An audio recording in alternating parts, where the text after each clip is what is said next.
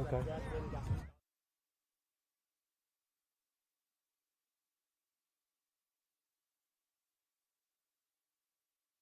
We are here in Florida, the first tournament of the year, and here in the Sunshine State. Man, listen, it's a great day for football. As you can see, the sun is shining. We're about to get a look at some of the best young players here in the country, in this part of the country as well, the Sunshine State. You got the Slimey Boyz. It's one of those organizations that's been on the DR7 circuit for a number of years, and they are here to show what it is they got to do. I mean, the Drive 7 Bigs are in the building. It's going down. I can't wait. Yeah, fully loaded, 6 fields, 134 teams. Am I correct here? Or 143, actually. 143 total teams. I mean, it's loaded, man. I can't wait. As you can see, we're getting ready to get this thing going right here on the DR Sports Network. Stay tuned all day. We got you covered. So throughout the day, again, we're going from 8U to 18U, 5 divisions. Let's talk about what is one of the most exciting teams or divisions you're excited to look for throughout the day, Mark. Well, I definitely want to see this one, anticipating this one. You know, we talked about Team Elite, All the Smoke as an organization. They're prominent today. Team Tampa Flex, TMS out of Miami. Definitely want to see those guys today. I think, man, the cup is running over, man. I can't wait to get this thing started. It's a lot of teams, a lot of talent out here, and we're about to get it going. Mm-hmm. All these teams going head-to-head this early in the season in February. Like I said, it's warming up now, a little chilly to start the morning, but again, as long as that oil keeps cooking, you know, we're going to stay hot. Absolutely, man. This is right. Get your popcorn ready. It's about to go down. Man, we're here to expose the unexposed. Of course, you know, guys with the platform are on the field, watching all of this talent around, man. This is what you get when you come to a DR7 or a DR Sports event. We want to help you expose the unexposed. Yep, we got everything here at the DR Sports Network. Scouting, live streams. Like you said, Drive 7 Bigs. We got the big man going to be competing today as well. So you're going to get all the looks you can get on this circuit. It's one of a kind. There's no other. 10U is going to kick us off here on all of our streams and our network today. So far, what teams, 10U teams have you looked into so far, Mark? I got a chance to see All the Smoke up on Field 5 as well. 24K had a couple of guys that I saw early on. You know, it's one of those things where you're getting these great reps for these guys. This is the start of the off season for everybody, but I think these guys, the young guys, get a chance to get themselves ready for the season as we get ready to get kicked off here. All right, 10U play has begun. We have All the Smoke Gold, and take notice here on Field 2 at Northeast Regional Park. It looks like All the Smoke is going to start off on offense. Absolutely. To kick us off to start the season. Absolutely. Great day for football. The weather's starting to clear up, and, man, definitely getting the shine on. All the Smoke got 3 receivers to the left, 2 to the right, taking that ball out of shotgun, quarterback dropping back to the left hand, throws it to the right side across the middle. Great catch and grab. That's a great first down play, Adam. As you can see, you know, when they get that first down, they start to get under control. That's what it is. You know what I'm saying? First play of the game results in a first down, so the fresh set stays for All the Smoke. Great first opening drive. As you can see, All the Smoke seems to be in rhythm. Quarterback dropping back again. Another throw across the middle. Diving into the dirt, secures the catch. Looks about a 6-7 yard gain. Well, he looks to be in a great rhythm already, Adam. I mean, All the Smoke on the first possession, they look pretty sharp. We'll see what happens here on the next play. Take notice is in the gray jerseys with black bottoms. All the Smoke in white tops with black bottoms. Both Florida teams representing the Sunshine State. Completion across the middle, more towards the right side of the field. And it's going to be a 3rd and short coming up for All the Smoke. Well, I like what the receivers are doing, Adam, catching the ball with their hands. That's what you're trying to teach these guys at an early age. You know, you got to see kids want to cradle it into their body, but get your hands turned over where the quarterback can see you and be a great target. Receiver motions from right to left to the outside. Looking, searching, lets it fly towards the end zone. Batted down, incomplete pass. Great defense down. Now, one thing about 7-on-7, Adam, is you only got 4 seconds as you hear the signal going off in the back to signal 4 seconds. You don't have all day, so you got 1 or 2 reads, and you got to get the ball out quickly. 4 seconds is all you have to get it off, and you can see great defense, and they turn them over, and all the smoke had the momentum, but now they have to go on defense. Yep, most might say, if you know the rules 7-on-7, might be a questionable play there. I mean, you were 3rd and short, and you went for a bigger game and came up. Instead of the first down, you turned it over. Like you said, points matter here. Defensive stops are 2 points, interceptions are 3, or you get a pick 6. But now, Take Notice takes a 2-0 lead just off of the defensive play. Absolutely. Defense is paramount here at a DR Sports event. You get points, like you said, for a turnover. You get points for stops. That's what you want to do. That gives them a chance to be aggressive and put points on the board. Now, when the offense gets on, they have to make sure they take care of business and go down and score. All right, 2-0 lead for Take Notice. And here comes their first offensive drive. The quarterback took it under center, looking. 4 seconds is nearing, but he gets it off. Deep ball, almost intercepted, but batted down by number 25 at the last second. Great coverage there. 2nd down for Take Notice coming up. As you can see, the DB on that play, great. Number 25 made a great play, as you can see here. He turns and gets his eyes around, back around, gets his head around to make the play. That's great technique for a young defender. I like it. 25, show your thing, and you got your seatbelt on. Kept the straps on them there, displaying some decent breakaway speed. You saw when he looked, he didn't run to the receiver. He found the ball first and made a play on the ball to make sure and get an exclamation point on that stop. 2nd down for Take Notice. 2 men in motion. Next play is an incomplete pass, but we do have a flag on the field. Let's see what the call is. Well, going back to that play previously, Adam, it's the technique, it's the awareness. You know, people ask, well, what are you looking for from a scouting perspective? It's just awareness. He got his head around, got his shoulder square, and he high-pointed the ball at the high point. That's what you want in a defender. A great play by number 25, as we talked about previously. With the flag, it resulted in the same thing as the incompletion, just results in a 3rd down. So 3rd down, and for Take Notice, they got to get a 1st down on this play, or we're going to be back tied up, notched at 2-2. Well, this gives the defense an advantage now. You see where the sticks are. Got the safeties right there on the sticks, and we'll see what happens here. Quarterback rolled to the left, looked back right across the middle, got a completion, running up the field. Is he short? And he is marked short, and we have another turnover on downs. Tied 2-2. Defensive matchup so far, Mark, to start this game. What do you got to say about the defense showing up so far? The defenses are showing up, like we talked about previously. You get a chance to make a stop, you put points on the board for your team, and that's what you got to do. You got to take advantage of that. As you can see on the replay, they didn't get to the 1st down, now they turn it over. Offense has got to get going here. Like we talked about trying to get going early. Yeah, I was just going to mention, like we talked earlier, finding a groove. You know, these offenses still got to find a groove as well. Got the first drive, jitters, butterflies out the way now. Let's see if they're able more comfortable to go in deep into that playbook. Absolutely. You gotta make a stand here. You only got 25 minutes in the whole game. You know, you got 3 to 4 possessions to make a score. All the smoke lining up, 3 receivers to the left, 2 to the right. Quarterback looking to the left, towards the near sideline, incomplete, right through the hands. Well, we talked about what do you learn at an early age here when you're trying to get your kids, you're trying to coach the kids. Preparation, how you warm up, all of those things matter when you're going into these games, and that's what these coaches are preaching. Yeah. Especially with these younger kids, this is more of that learning year, the learning ages for them, getting, essentially fundamentals down. But learning about this game as you grow, adapting to it. 7-on-7 isn't the same as in some aspects when it comes to Friday nights as we get a completion by all the smoke. Going to be about 4 yards short of the 1st down, so they're going to be a 3rd and 4.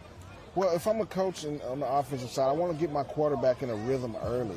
I want to get him easy, confident throws, confidence-building throws. Well, as you can see on that last play, the quarterback was able to have a clear view, and he made a great throw to his receiver. Quarterback dropping back, looking. Got a man with the step. Oh, goes up and gets it. A little bit in traffic, and enough for the 1st down, and it sets him up greatly on this next drive coming up. Great pitch and catch here, Adam. You see his hands high pointing the football, then a little irk and jerk to get free. 1st down. One thing I love from that catch is good. Learning it early, 2 hands. Always use 2 hands, Don't Right. He made sure to high point it like you said. Absolutely. Got a completion. Well, you know, as a coach, you got to look at that, guys. We want 2 hands on the football. You know, all of the spectacular catches and things that we see across football, I mean, that's fine and dandy. But if you get 2 hands on it, you make a catch, you make a completion. At this level, this is what you want to teach. This is all about the fundamentals. Coach bringing in the receivers a little bit in the bunch. Got one motion from right to left, all the way to the outside. Gets set. Quarterback makes sure gets the height from shotgun. Drops back, looking towards the end zone. Got a man wide open. Touchdown, all the smoke. And we got our first score on the DR7 broadcast. Hey, man, listen. What a great pitch and catch, man. He got him open, split the seam. Great catch. As you can see here, he backs it up. Boom. Right over the middle, right in the end zone for 6. As you can see, the ref giving him the signal right in the background. All the smoke's in business. Great ball by the quarterback, too. It looked like it was very pinpoint through on a rope and just out of the reach of the defenders for his teammate to secure the touchdown. And all the smoke looks to be lining up for 2 here on the extra point. Absolutely, Adam. The quarterback threw it up where his receiver could get it. It was in heavy traffic as well. Going for 2, got a receiver from left to right in motion. Right to left, I'm sorry. Quarterback looking to the left side. In traffic. Incomplete. The 2-point conversion is no good, but with that 2-point stop earlier, All the Smoke has a lead of 8-2 rolling into this 10U full play broadcasting game on the DR Sports Network here at Northeast Regional Park. Well, you mentioned rhythm, Adam. The quarterback and his receivers got a rhythm on that particular drive. That's what you want out of this. You want to make sure these guys get in a good rhythm. We're starting to see it a little bit better. You know, as we go on through the day, we talked about, you know, opening up early and playing in the afternoon from a coaching perspective as we got the start of this drive from the Slimey Boyz. This is what you want. So take notice back on offense, their second drive of the day. First one resulted in a turnover on downs. Well, we got to see All the Smoke. They found their groove. Let's see if Take Notice can answer back. Critical drive here.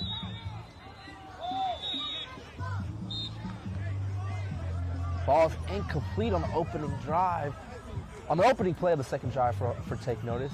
Regroup here. Do what you can to probably just shorten the margin to your next first down so you can start progressively moving downfield. You want to start moving the ball first before you try to get that big gain. Well, the game is moving on. You got to start to get in the rhythm and get in the flow. It looks like right now Take Notice is trying to find something. They need an answer here. They got to get in the end zone. Quarterback looking back. Strong throw to the right side with little through the hands, little high to the receiver. And that's an incompletion resulting in a turnover on downs. Ball goes right back to All the Smoke. And another 2 points as well. They're up 10-2. Well, Take Notice just haven't been able to get in the rhythm offensively. As you can see, the All the Smoke defense has really put the clamps on them. And now this is a time offensively on the Smoke where you want to step on their neck. You want to go down and punch this one in to really send a message that, hey, we got this game. This is a great way to enlarge the margin here, especially on Saturdays. You know, that will come into effect into the standings as you complete the day. You want that big point differential as much as you can. Try to get the higher seed, potentially a later game, so you can have a chance at a championship and punch your ticket to the crown. Absolutely. You have to understand that you're playing for a bigger purpose when you get to Crown Sunday. These games in pool play, you want to score as much as you can for the seeding aspect of it. Yeah. That's the difference in you playing at 8 o'clock and 10 o'clock coming in on Crown Sunday. Yeah. Quarterback, first play of the drive, throws it to the right side on a flat. About 4-yard gain. With the lead, you can kind of be a little conservative, but like you said, Mark, I'm with you. You know, this is where you want to kind of put the foot on the gas and keep it going. Run it up a little bit. Maybe use some clock. Just use it to your advantage. You have all the advantage here if you're All the Smoke. Absolutely. This is where, if I'm on the offensive side, I want to get my quarterback in the rhythm, get him some easy throws, get his confidence up, going into my next game. Team building, concepts, and also continuity. Quarterback looking, rolling to the left. Got another receiver with completed. Made one man miss. Got tagged immediately the second time. And he's going to be short of the first down, but it's going to be a 3rd and 1. Well, definitely. He's in a rhythm. You can see him starting to get confident with every throw. This is what you want to see from your quarterback. And he's directing traffic. You see, Adam, he's getting his guys lined up as well. Got him lined up how he likes them. He's only a yard for a first. We have a dead ball flag. Flag before the play. See what the call is. Offsides. Offsides on the defense. I believe it's going to be 5 yards for automatic first down. Absolutely. Resulting in a first down. Absolutely. That's something that the coaches have to see where these guys are lined up. You know, you have to be, aware of where the ball is. You can't line up offsides, and that's a costly penalty. And that gives them a first down and keeps this drive going. Tick, tick, tick, tick, tick. The clock is rolling as well. Clock is rolling good. Coach looks to take up as much of that time as possible, making sure every route is in play as they try to march down the field once again. Receivers spread across the field. Quarterback gets his man set in motion. Takes it out of shotgun. Looking towards the left. Back towards the middle. Interception! And take notice. Gets their second defensive points on the board. That's what you need, man. Adam, we talked about defenses capitalizing on turnovers. You get a pick, you get 3, turn it over back to your offense. Time is running out on take notice, but they have to go down and get a score here to get themselves back in this game. Yep, great job with that take notice defense. First the deflection, and the safety was right behind it to secure that interception. 5-10 now, late in this game. Take notice has a shot here to score and take their first lead. Absolutely. They got to come down and they got to punch this one in. See what the offense does here. Quarterback drops back under center from the table. Oh, incompletion, and we do got a late flag. Kind of see that one coming with the late, maybe not late, but unnecessary roughness. Personal foul on the defense from the ref is the call. Well, this is the difference. This is 7-on-7 now. Yes.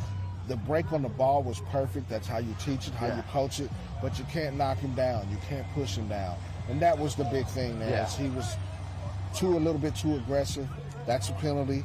Great job by the refs of controlling the tempo of this game with that. Exactly. Keeping the safety aspect involved. Remember, everyone, there's no padding in 7-on-7 except for the soft shell helmet. So we got to still make sure we keep the kids' safety a priority in all of our events. Like I said, great job with the ref keeping that intact. That penalty results in a first down for take notice, and they get a free fresh set as they march down in this crunch time scenario. Absolutely. Quarterback looking, scanning the field, pumps, takes the hold, and have a 4-second call to bring up second down. Now, 4 seconds is essentially a sack in 7-on-7. You don't have all day to get the ball out. As you saw the quarterback pump fake, you maybe got 2 pump fakes in it, and you got to get rid of that football. Great job by the All the Smoke defense to kind of shut that one down. One thing that I would say you should take notice on a 4-second call, sometimes they might save you. You know, a lot of quarterbacks sometimes feel rushed and want to throw it, but if you throw it, if you give up a pick, you just lost points. You know, if you just hold it, you got to get to reset and refresh and rethink your options. Absolutely. Oh, great job by the defense, almost getting a hand on that one. Quarterback's got to set his feet and get a little bit more accurate. I think he's just been off on a couple of throws here and there, which is keeping them from sustaining drives. Yep, might have been a little too quick on that, but yeah, you got to find this groove pretty soon. Now we have a third. You went from a first down immediately, now you're back to a 3rd and long. Very, very serious situation for take notice on getting this first down to keep their hopes alive. Absolutely, you got to get here. You got an interception. You got to capitalize on it. You got to make those points count and get your defense off the field and get your offense in the end zone. This is what take notice has to do here, Adam. Take notice, taking the ball from under center. Quarterback dropping back, looking to the right, across the middle, but it's bad and incomplete. And the defensive stand holds for all the smoke. Disregard the penalty that might have set them back. They kept their feet on the ground, 10 toes, and got another stop, another 10 points. 12-5 as they hold the lead and look to secure it on this final offensive possession as we nearing the end of this one. Well, all the smoke's making it a little hazy on defense. They're not giving up anything, Adam. And take notice, just hadn't been able to get in the rhythm offensively. It's really the difference in the point spread right now is that defense for all the smoke has been playing at a high level. There we go. All the Smoke offense back on the field. See if they're going to add more points to their total. Quarterback looking from left to right. Got his connection across the middle. And a decent gain of about 11 to 12 yards.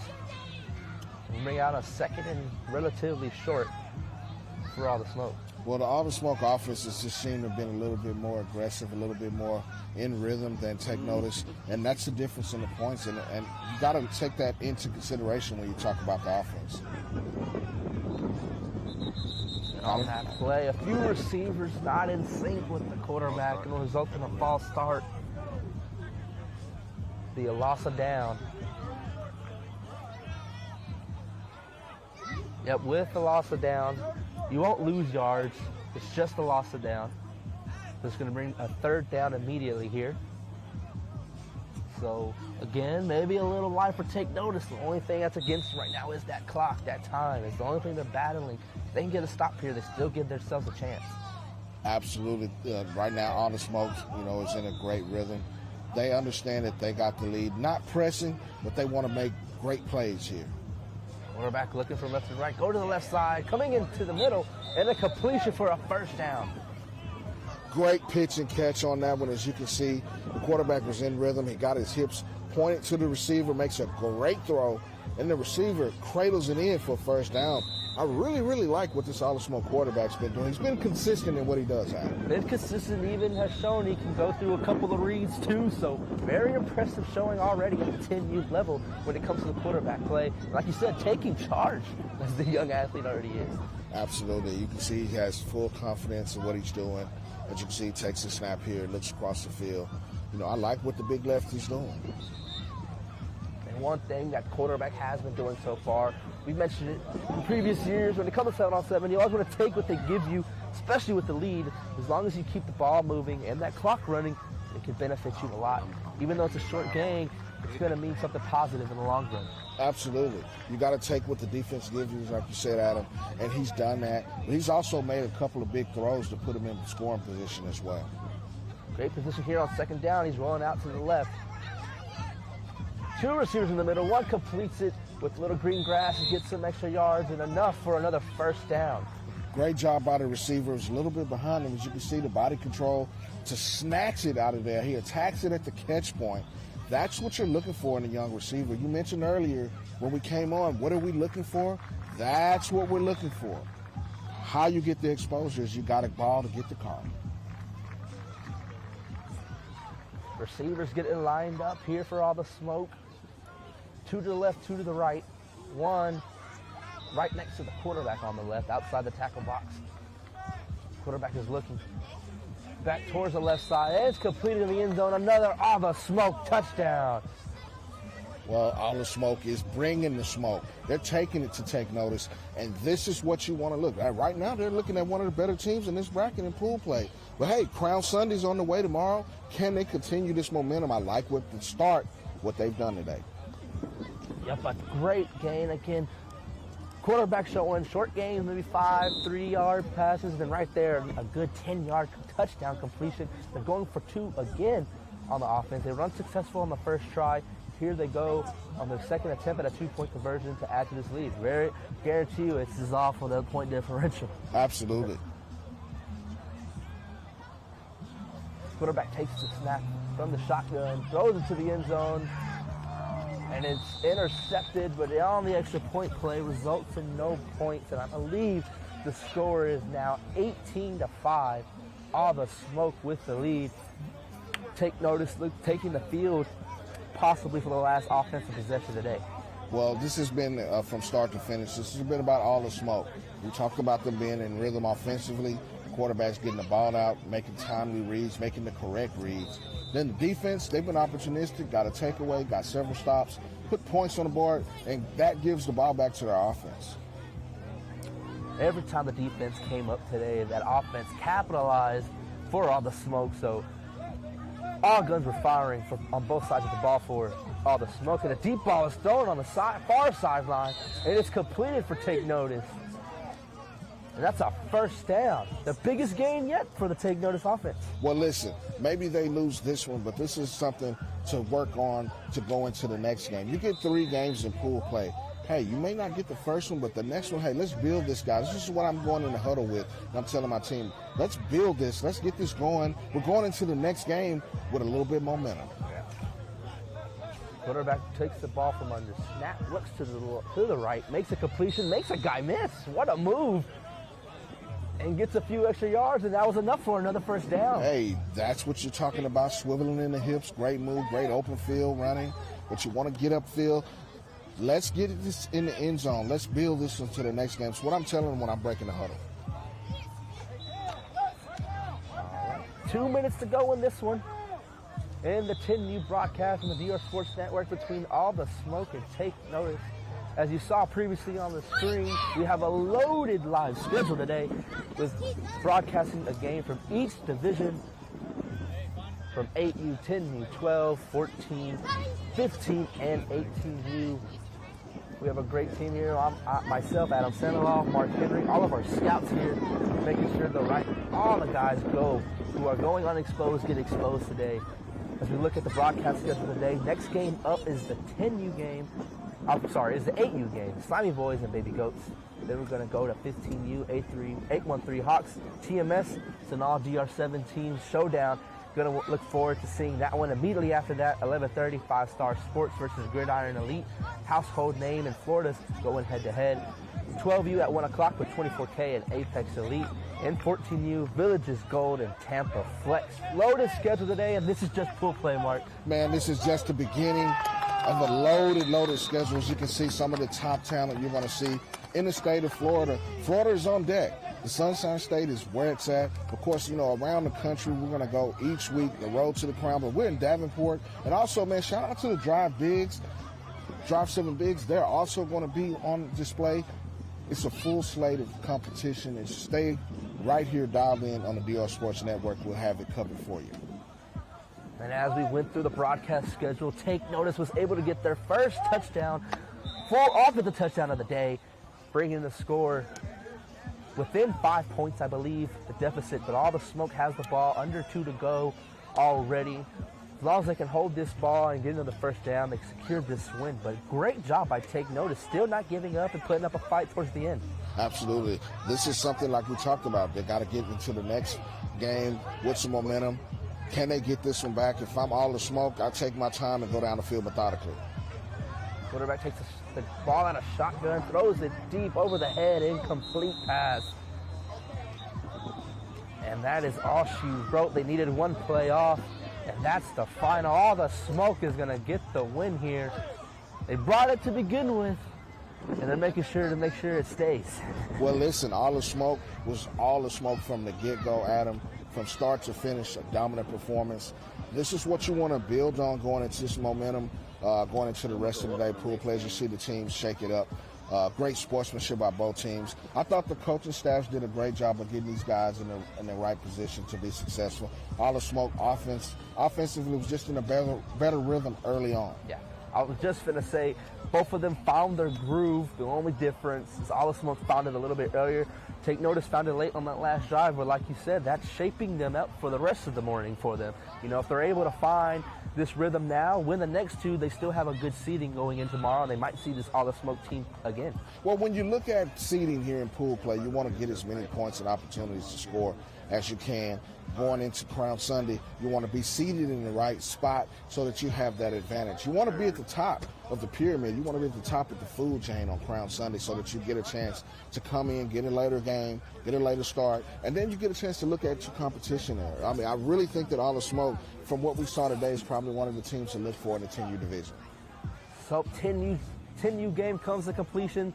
First game of the day, we still got a loaded schedule for you. Next game is the 8U between Slimey Boyz, and I believe not Baby Goats. Yeah, correct, Baby Goats. It is Baby Goats. That's the next game we're going to have here for you on the DR Sports Network. Loaded schedule. The big game I'm really excited for is the 813 TMS. 813 Hawks versus TMS. We saw them last year in the Villages, and they're going head-to-head as well. FiveStar Sports versus Gridiron Elite in the 8TU game. A lot of D1 prospects on that. stream. We're going to have live here on the DR Sports Network. 24K Go versus Apex Elite is next at 1 o'clock in 12U, and then 14U caps us off with Villages and Tampa Flex. Again, Tampa Flex team that we have seen, I've seen so far on the 7-on-7 circuit in Florida, making them a household name as well. Well, there you have it, man. Great job by those guys, and we'll see you at 10:30 right here on the DR Sports Network.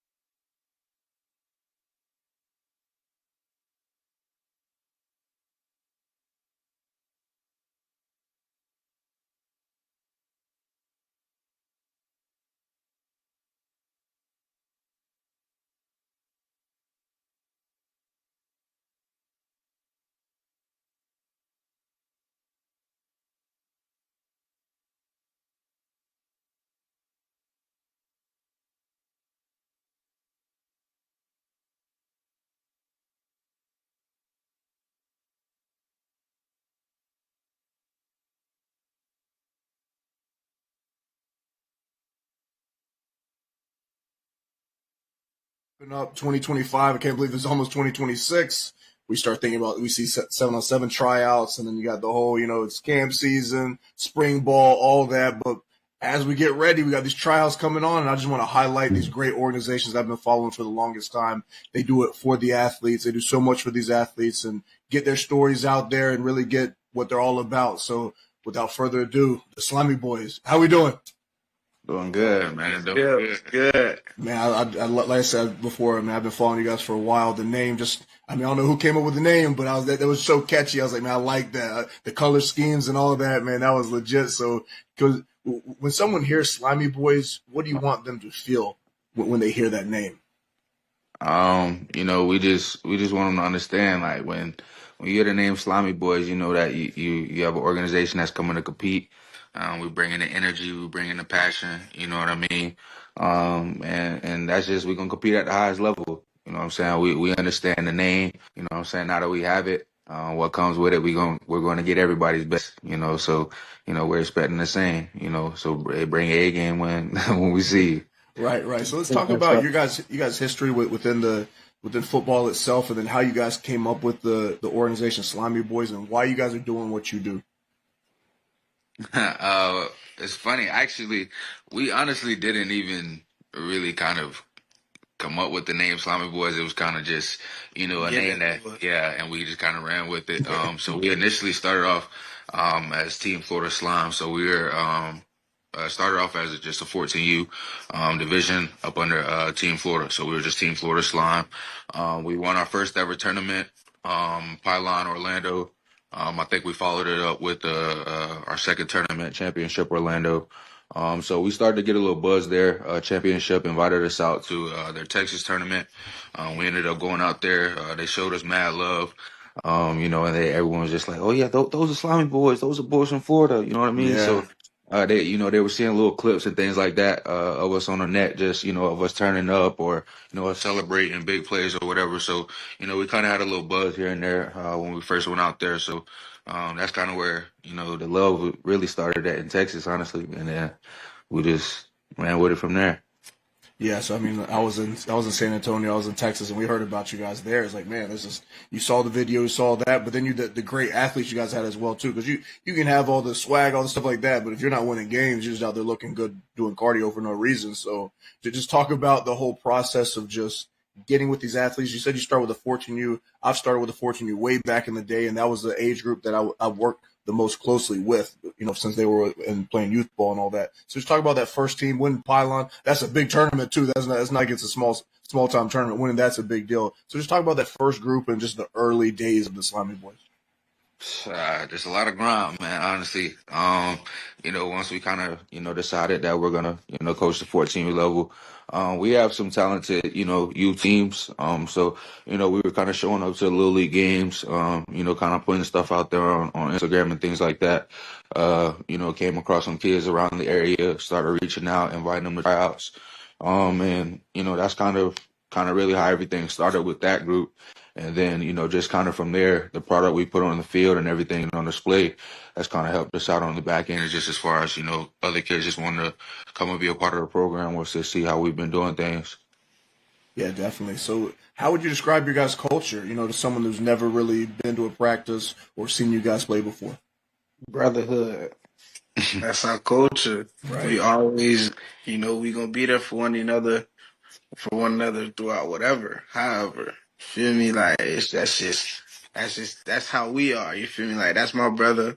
So that's what we want our organization to be, like brothers.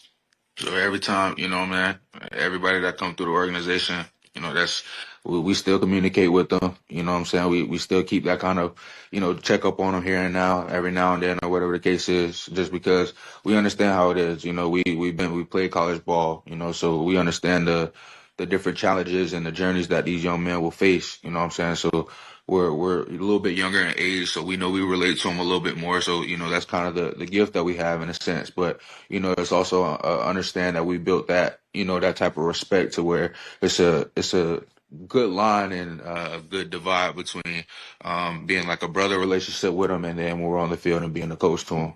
Yeah, that's what I love about it. You talked about, God has blessed you guys with the ability to impact the youth. There's nothing bigger than that. I mean, you said you guys are younger, but you have this huge impact. You know what I mean? And it's so important what you guys are doing. And you talked about, you guys have been through the grind. You've been to the other side of past high school ball into college, and you know all the stresses and distractions and everything that comes with that. So can you guys talk about your experience and how do you relate that to the current athlete today?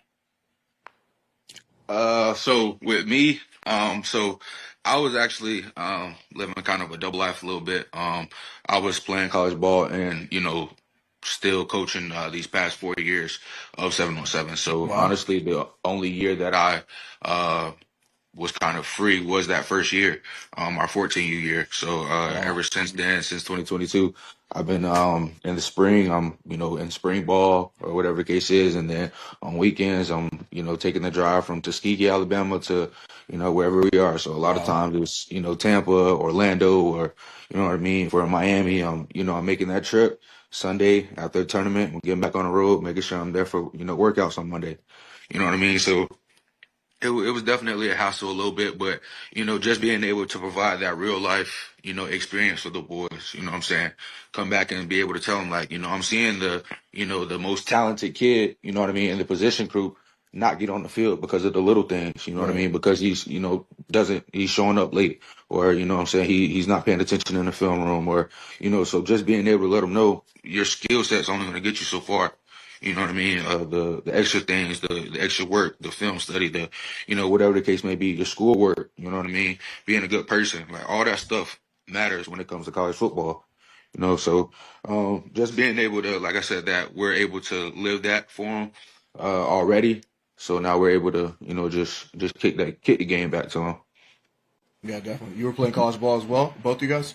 Yeah, I played college ball too. But I say what I get to the youngins is really the passion of the game, because I was one of those players where I'm turned up, I'm dancing, I'm hyped up. You feel me? Like I played with him my last year Little League, what whole high school career. I was always the one. You feel me? I'd score for 60, and I'd be turned up. I'd be dancing. So I just really like pour my passion into the boys. Yeah, keeping it real. I mean, you guys I wish I would have, been coaching a lot more when I was in my younger days. I'm in my mid-40s now, so it's like I can't do ladder drills. I can't go out there do ladder. I might hit the ground. I might have to stretch out I might get a couple icky shuffles in me. I might get halfway to the ladder. I got to stop for a little bit. So you guys are working out with kids too, right? So as you're doing it, you keeping yourself in shape. Oh yeah, for sure. I was gonna say it's been plenty of times that we'll lace up the cleats in practice just to let them know, like, don't get it twisted. You know what I'm saying? Yeah. So, yeah, I can sling it. That's about it right now. I'm not running any routes or anything like that. That's about all I can do. As you get older, you gotta. I got one route in me maybe, so I gotta make it count. So you gotta let them have that. For sure. So what's the mental edge you expect these young athletes to bring, when they put that jersey on? What do you want them to embody because not everyone can wear the jersey, right? Not everyone's making the team. So it's like, how do you pick the guys that are going to be representative of your organization? We want to see guys that are going to compete. You know what I mean? We tell everybody, tryouts before you become a part of the organization. Like, you know what I mean? Listen, our goal is to dominate. You know what I mean? Winning has been easy for us. You know what I'm saying? Not that winning is an easy thing to do, right. But you know what I'm saying? We've had our way with winning. We're in the aspect of wanting to dominate. You know what I mean? That's the mindset. Cool if we're going 3-0 on Saturdays. You know what I mean? Or 6 and all the way to the championship and losing the championship. You know what I mean? It don't mean nothing. Exactly. So that's just kind of the mentality and mindset that we are kind of instilling in the guys. Like I said. Winning is always, feels good, like I said, because winning is always hard to do, regardless of, the sport. But, just the simple fact of, like I said, we want trophies. We want championships. We want to dominate. We want to make sure that, not just speculate that we're the best, show that we're the best. You know what I mean? So, and winning trophies is the way of doing that. Yeah, definitely. So let me ask you guys this question, and I love asking, or just thinking the mindset behind it. Do you like winning more or hate losing more? What is one of those things that drive you? For me, you don't want to think about losing, but I hate to lose. So that thing, I do not want that feeling. So like you said, 6-0, you can do everything. You lose in the championship, like, man, there we go. I say it all depends on how you lose.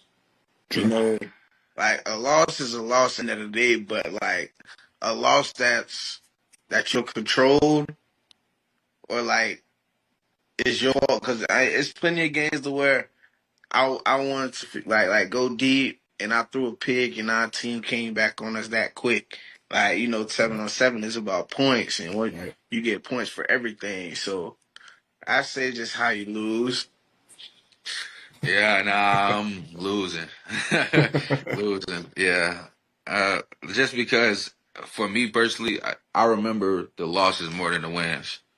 You know what I mean? Like I could honestly pinpoint, you know what I mean, three to five specific plays from, losses that like, oh yeah, then, this happened and, we had about this much time left and we had a timeout here. We should, you know what I mean? Just little things like that you kind of, analyze afterwards that you like, oh, if we would have done this, you know what I mean? So I definitely feel like it's the losses just because you always think about, shoulda, coulda, woulda afterwards.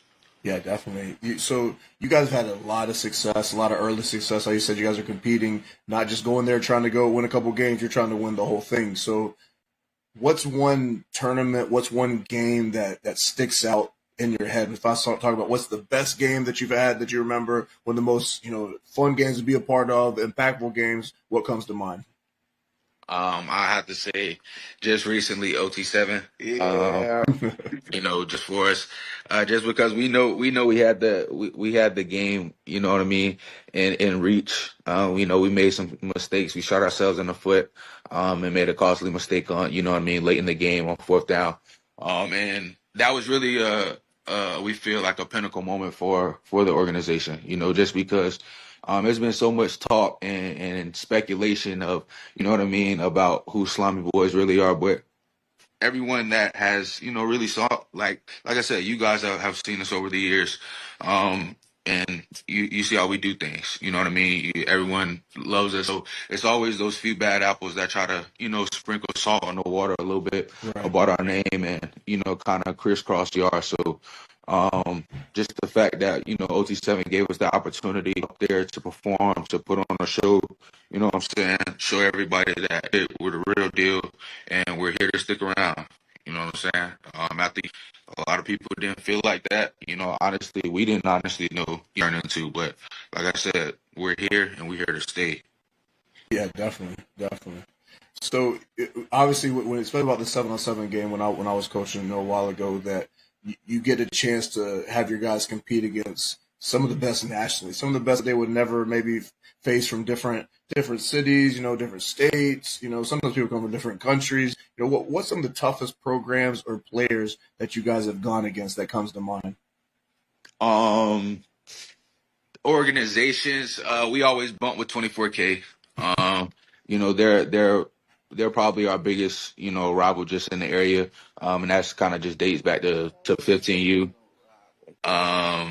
But other than that, that's only really, we run into. There's some other programs and things in the area that, doing things right, that are on up and come up.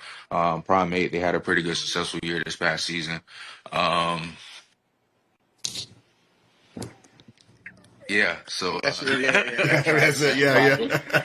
You guys, I can see it. You guys didn't want to give credit to anybody. I can see in your face like you don't want to name a name. Shout out to Coach Neil though. You feel me? He cool people. You know what I'm saying? Everybody know. You know what I'm saying? We're doing things the right way. You know what I'm saying? It's all stuff. So the ones that we communicate with, the ones that we working with, and we do the little things with. Shout out to y'all. We continue to go in the right direction. Right. Yeah. So.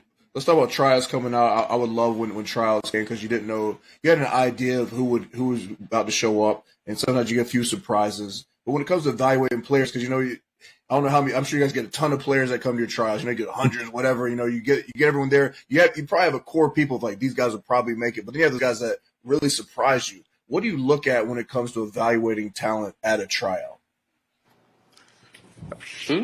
I say. Just don't be the same as last year. True. That's for us with our returners.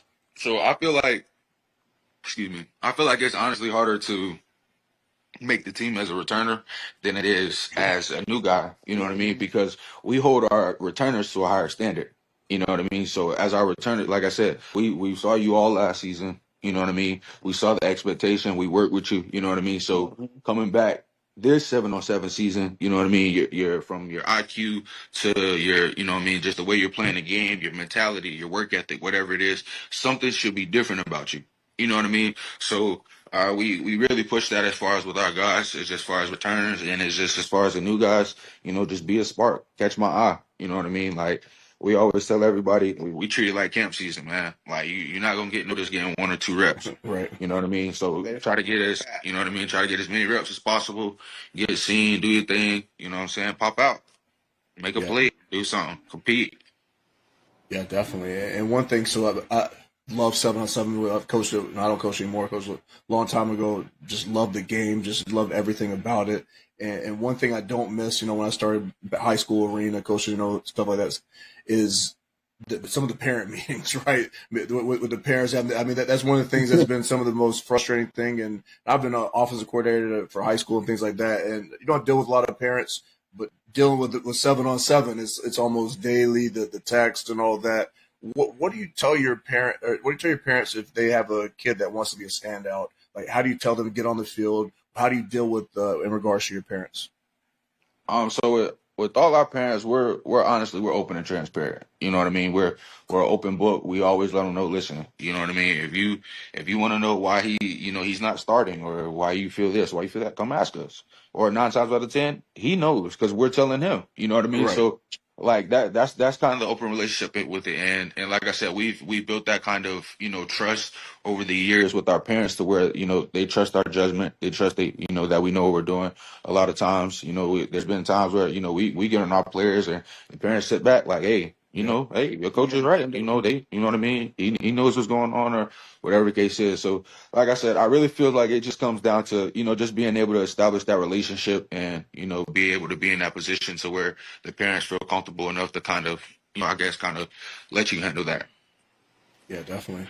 So one thing that for me as I was coaching was dealing with the quarterbacks, right? So some tournaments you go to, you got 2, 3. Sometimes you just got one, and sometimes it's almost easier when you got one because everyone wants their reps. How do you deal with the quarterback play? Do you give them, hey, you got these set amount of drives during pool play, you got this game, I'm rolling with the hot hand. How do you deal in regards to your quarterbacks for the whole tournament? All right, so you got pool play games on Saturday.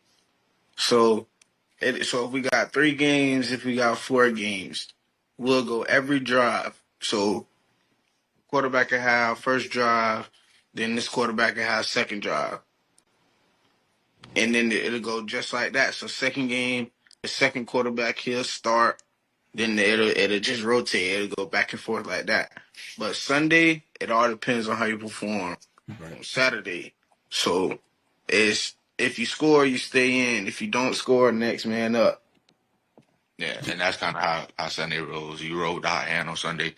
If he, you know, starting quarterback, he drives down, he scores, he stays in. You know what I mean? So it's been times like that. It's been, you know, situations where, you know, things like that come in handy. But like I said, the offensive coordinators, they communicate with the quarterbacks. They let them know how the system's going to work. The quarterbacks, you know, typically agreeing like, okay, they understand how it works. And, you know, they support each other in the midst.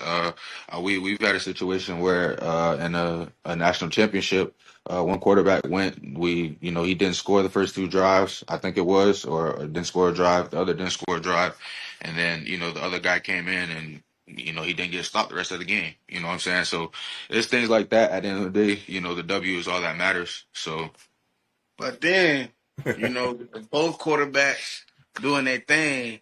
Like before, we had a 3-headed monster at quarterback. During one tournament, we put up 100 points on Saturday and came and won the championship on Sunday.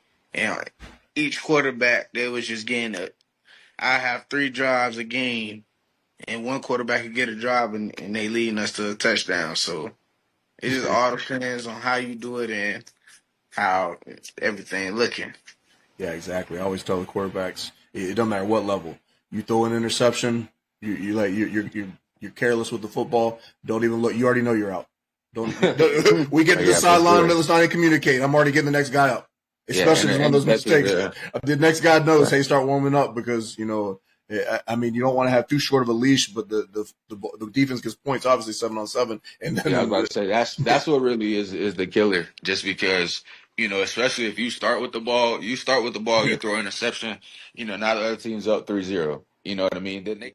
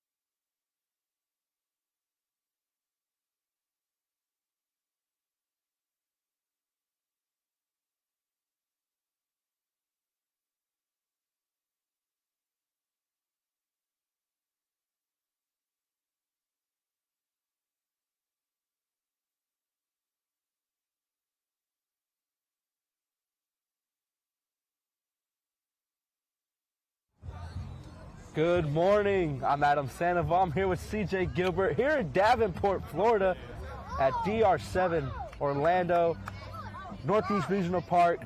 DR Sports Network is in full effect. We have 8U matchup coming up before you. Baby Goats versus Slimey Boyz. CJ, talk about this morning so far. Man, I got a chance to watch Baby Slimes for maybe a couple games here. Coach Tez, this is their first year being a 8U program. We know that Slimey Boyz brings a lot of intensity, a lot of grit and grind, but this is the first year that we'll actually get a chance to see what the Baby Slimes do at the 8U level. I know that Coach Tez told me about a couple guys on the team, on the roster, Aiden Davis, Sire Edwards. A lot of those guys are going to be next level athletes and coming through that Slime Boys, area and arena and things like that. And on the opposite side, Baby Goats, we know what they've done before in the past too. They lost in the semifinal round as far as in our Crown National Championship last year. So it's going to be a really intense matchup for 8U. Yep, starting the divisions off early here at DR Sports. Again, as low as 8U. Like you said, Slimey Boyz is a household name when it comes to the state of Florida, and them already starting their traditions, per se, that young, is just going to be able to fulfill their longevity as a program. I was able to see Baby Goats in their game before this as they played All the Smoke, and a very smaller team, but, I mean, those kids playing both sides are not afraid to compete, so very excited to see what they're able to do against another young household name as well. Also here at the DR Sports Network, not our only game today. Again, this is our second stream, but also we won't be streaming it, but it's going to be featured on all platforms on social media. We're bringing Drive 7 Bigs. It's finally here. It's finally debuting here in Davenport, Florida. The linemen kind of behind us to the right are already working out, getting some work in. Let's talk about what that means for this type of circuit in the offseason. Well, for one, it differentiates us from any other circuit out there, and more importantly, it gets some attention on the big guys. And, the trenches don't get a lot of love when it comes to just overall in the offseason. So I really feel like it's beneficial for that center guard tackle, and even on the defensive side, the edge rushers and things like that. So we're not just a 7-on-7 circuit. We're more of, the organization. We do network type stuff for all 22 of our, athletes that are on the field. So you see that they're getting work over there. I mean, they're after it over there as well. So I'm just excited about the whole product that we're able to put out here on the DR7 Davenport circuit. Like you said, we do it all here. We're not just 7-on-7. Again, going to all 12 players on the field. We're giving them showcase, but also as a whole, we have scouts here scouting every game. We have Coach Buckets, Mark Henry, Rob Kaufman, me and you, both going to be out there as well. So also tune in, not just on all of our live streams here on YouTube, but also on all social media, as we're going to bring you the top performing athletes from all positions all weekend long. And that's another thing as well as when you're coming to a DR Sports 7-on-7 circuit, you're going to get scouted, you're going to get looked at, you're going to get exposed. That's one of our mottos, expose the unexposed. And like I said, bringing that extra element with having, the lineman challenge, the Drive 7 Bigs right behind us here, you're getting a chance to see those guys that may need that extra push of exposure. So just as well as we get a chance to see the quarterbacks, the running backs, receivers, DBs, and linebackers, we get a chance to see those guys in the trenches as well. So it's all encompass a total product that we're putting on here. Yep, this product starts now, but it doesn't finish like everybody else in April or May. We're year round. You're going to compete on our circuit. You ball out, like Mark says, if you ball, you get the call. You're going to get invited to our camp here at the end of the year. And if you come to that camp, compete, you get a chance to be a top 80 athlete to perform in an All-American game that's going to be hosted next January. So a lot of steps involved here, but it's going to be all well worth it. And we're ready to kick off the 8U game between Slimey Boyz and Baby Goats. First play of the game is an incompletion here in the 8U game on DR Sports Network. And like I said before, Coach Tez and the Baby Slimes, this is their first year being an official 7-on-7 circuit team. They were a 5-on-5 flag team last year, and they got a chance to compete in some different circuits, and they got to the championship game and lost in those championship games. But this is their first year being a 7-on-7 team, so we'll get a chance to see what they look like in our first screen game for them. Quarterback takes the ball under center, throws it deep across the nose, got a man, reaches up through the hands, just a little bit out of reach. Gonna fall incomplete. Second down coming for Baby Slime, as you were saying. Yeah, it's a great name for these young kids. You see a lot of teams, they have, Team Red, Team Gold, but this is your babies. Yeah, this is the Baby Slime. I guess the booger's barely peeking out right here around this time. Really good branding, nonetheless. You got the Slimey Boyz, and then Baby Slime. So they kind of when they get out of that Baby Slime, they graduate into Slimey Boyz. Yeah. So that you gotta earn it. Right, you gotta earn that title. There we go. Quarterback taking this third and long, back from under center again, rolls to the right. Looks, chucks it downfield at the first down marker, incomplete. And that's going to result in a turnover on downs. 2 points for the defensive stop as Baby Goats gets the first set of points on the day from defense. And you can tell the arm strength of Aiden Davis. He has some really good arm strength, just not able to connect with his receiver. That will come into play a lot later on than we may think. It might still be, first.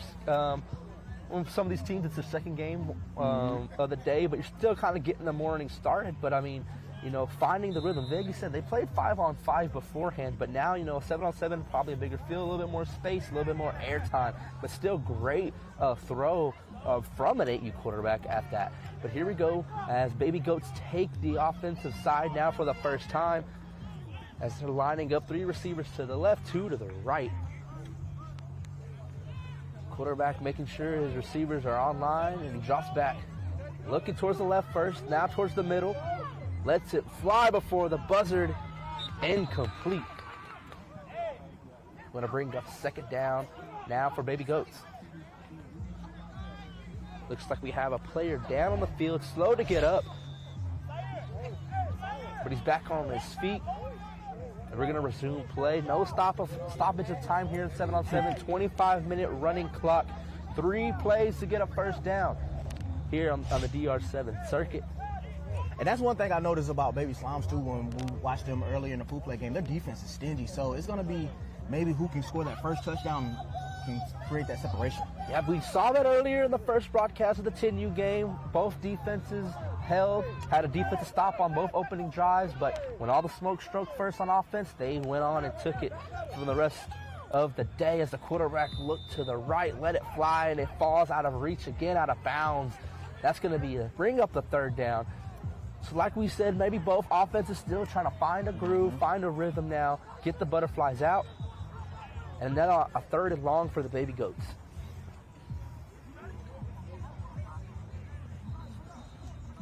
CJ, we had a very slow and cold morning so far, but it feels great here in Davenport now with the sun out, no clouds, 63 degrees so far today. The high should be in the 70s, so we still got a great day of football. It's still early. Not a cloud in the sky, man. I'm telling you, that sunshine be shunning in the state of Florida. So I'm just like, man, if we get some good weather, we've been blessed here for some really good, Talent weather going into Davenport. All right, 3rd and long for Baby Goats quarterback Alexander Taylor. Drops back and rolls to the left. Now he's looking across.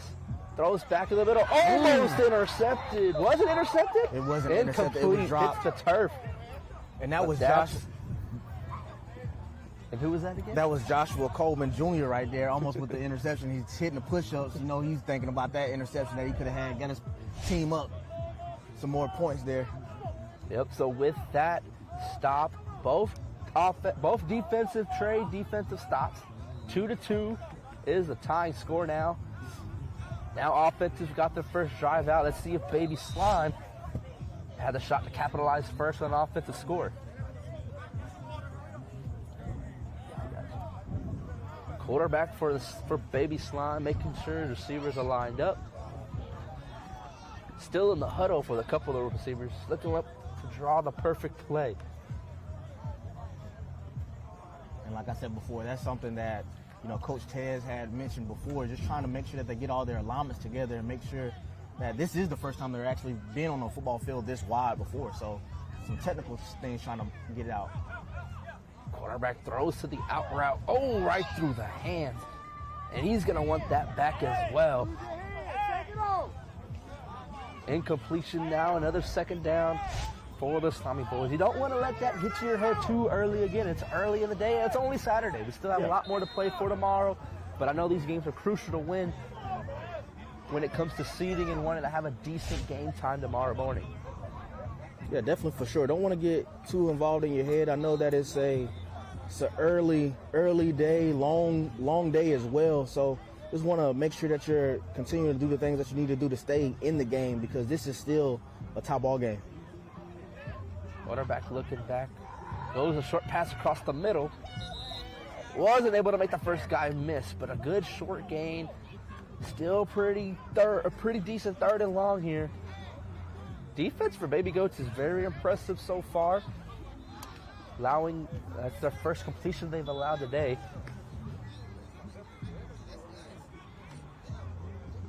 And really, like I said before, this is going to be one of those matchups where whoever can get down into the red zone has to capitalize on the opportunity to score. Quarterback looking, can't find anybody, and that's going to be a 4-second call. Here on 7-on-7, 4 seconds is the same thing as a sack. You got 4 seconds to let the ball go, release it. But on that one, it's going to be marked down, and that does result in a turnover on down. So 2 more points given back to Baby Goats. They reclaim the lead 4-2. Yeah, and that was just a missed opportunity for Baby Slime there. You have a 2nd down drop, and then you're forced your hand is kind of forced to get that 1st down the whole 15 yards. So really an unfortunate circumstance right there. And now 4-2 for Baby Goats. And hopefully, I know they're thinking, let's try to get down here in the red zone. Baby Goats back on offense. Their 2nd drive have a chance here now themselves to add to the lead.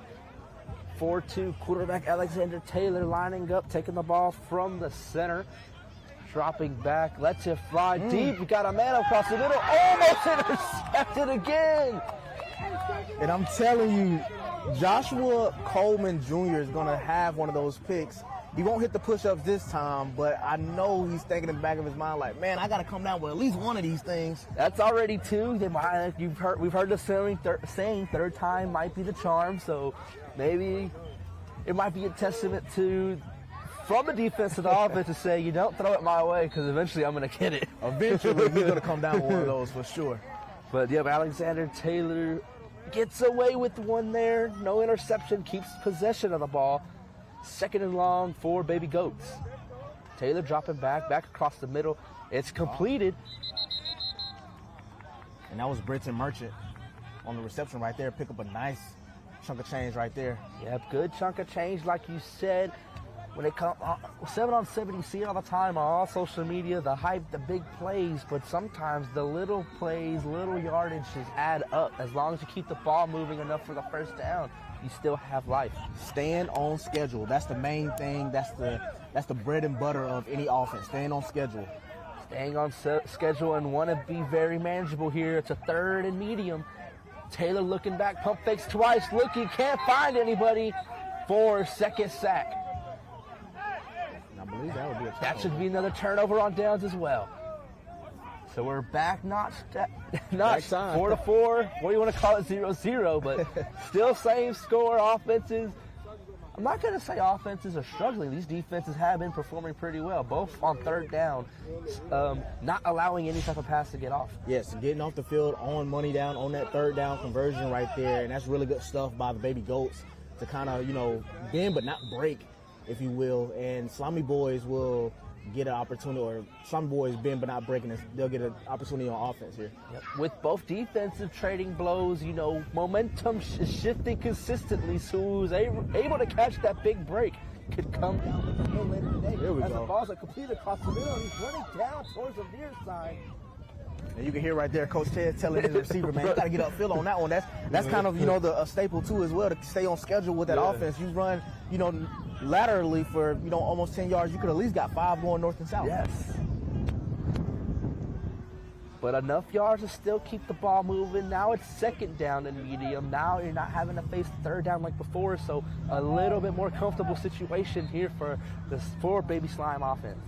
Let's see what Aiden Davis and this Baby Slime offense got on 2nd down. Quarterback takes it from the center, is going to roll to the right, and it's incomplete to the hands. 3rd down, another drop today in this game. Coming crucial, bring up another 3rd down.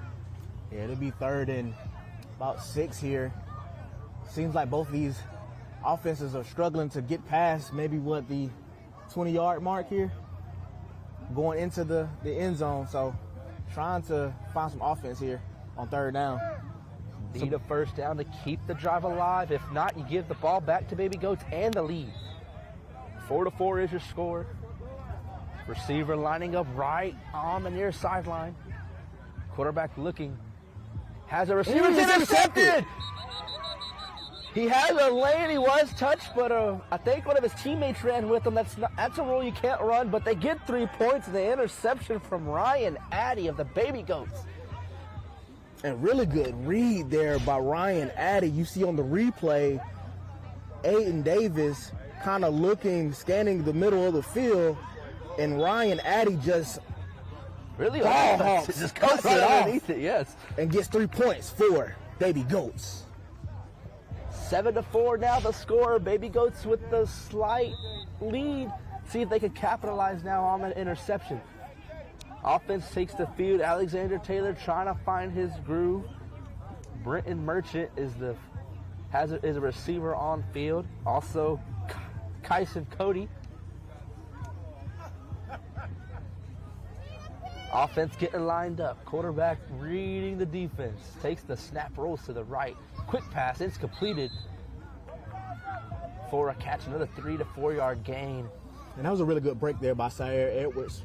That was one of those players that we were just talking about, not getting too in his head mentally and just overall overcoming, having a good break right there for a minimal gain for the Baby Goats. I would have talked about that, like you said, good on him mentally. We talked about he had a drop and he kind of beat on himself. But that is something that it's I got to say, it's kind of impressive for an 8U division. Both of these teams, they have players playing both sides of the ball. So, they're keeping their focus still on the game, even if they mess up, knowing that I can make another play on the opposite side of the ball, help my team. Really good composure. Yes. Really good composure from both sides of the ball. That's why we're seeing really good defensive from both sides. Quarterback rolls completes to number 5, Brenton Merchant. He makes one guy miss, but gets tagged pretty quickly after that. And we do have a flag on the play. Offsides on the defense is the call.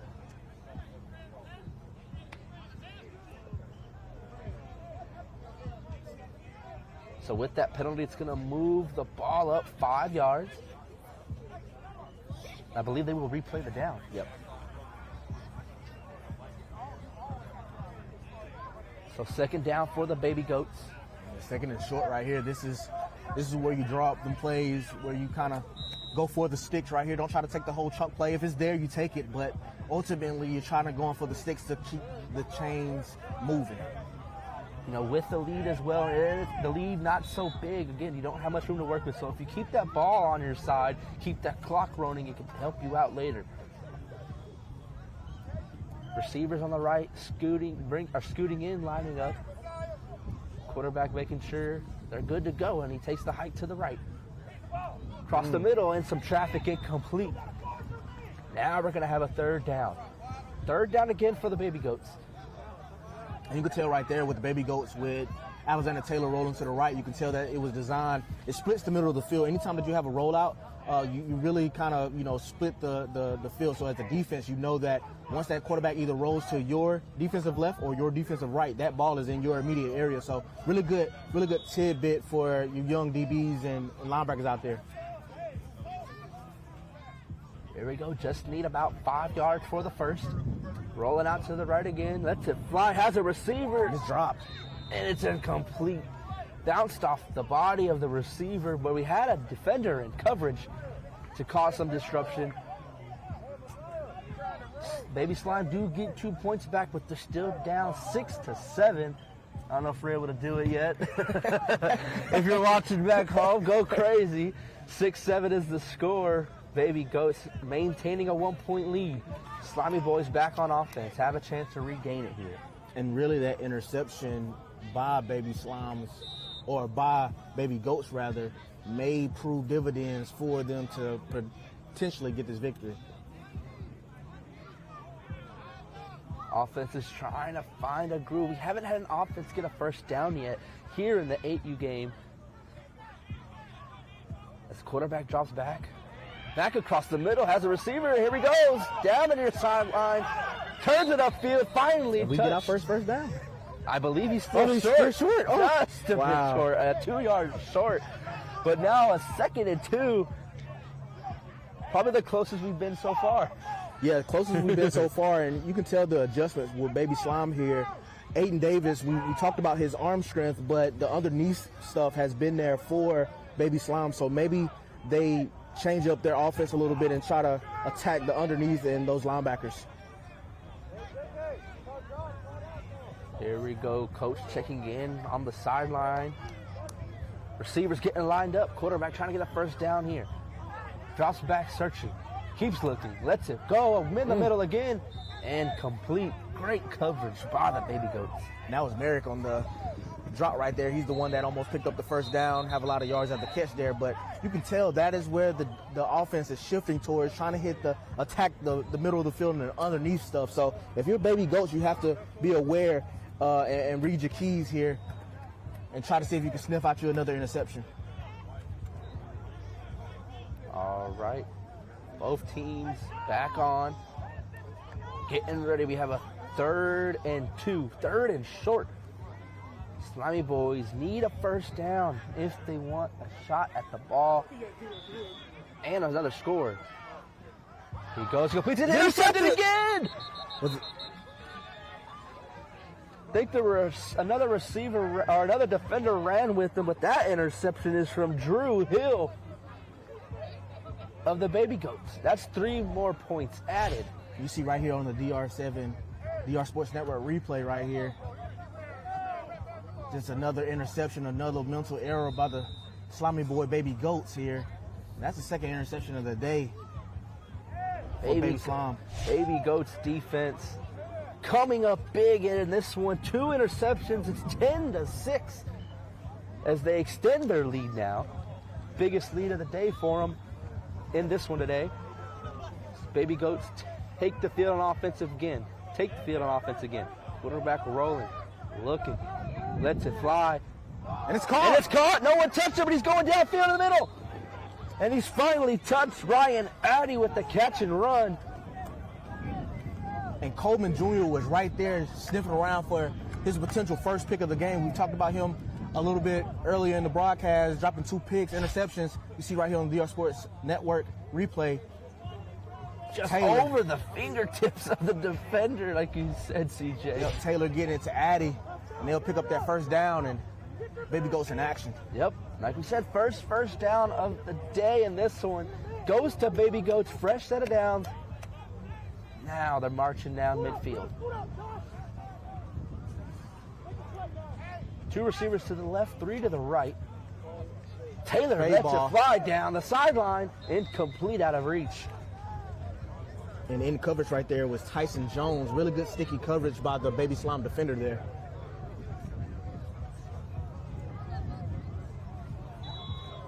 So now the offense, Baby Goats, gotta be strategic. You've got closest you've got to the end zone, and you can tell they're sniffing it. They want to punch it in here. You can see the urgency from the coaching staff here to get everybody lined up and make sure that everybody's in sync for this second down right here. Coach Norwood, Joshua Norwood, is the coach on the head coach and calling plays. The next play is incomplete. Went through the hands. It was batted down. And that was batted down by Aiden Davis, the quarterback right there, showing his versatility on defense.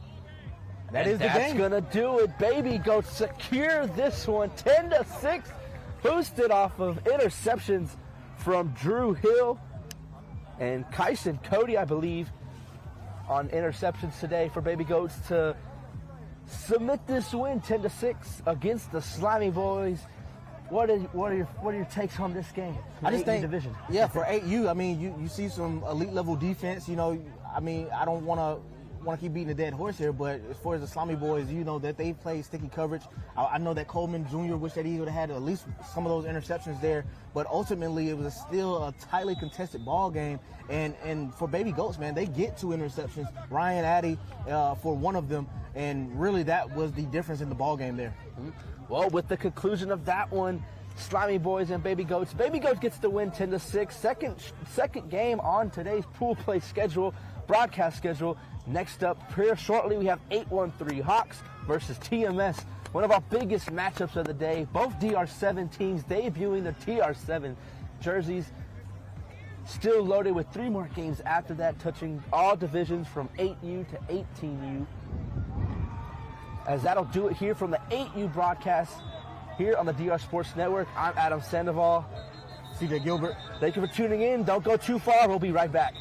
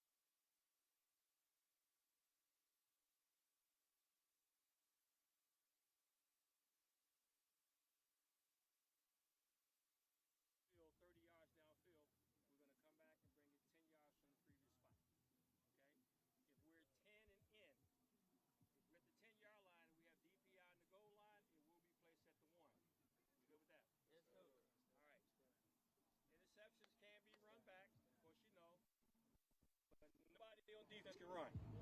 We don't care if you're on that side, on that field, you cannot run. So if you pick it off, drop to your knee and let your guy run it back. Now, if we have a center,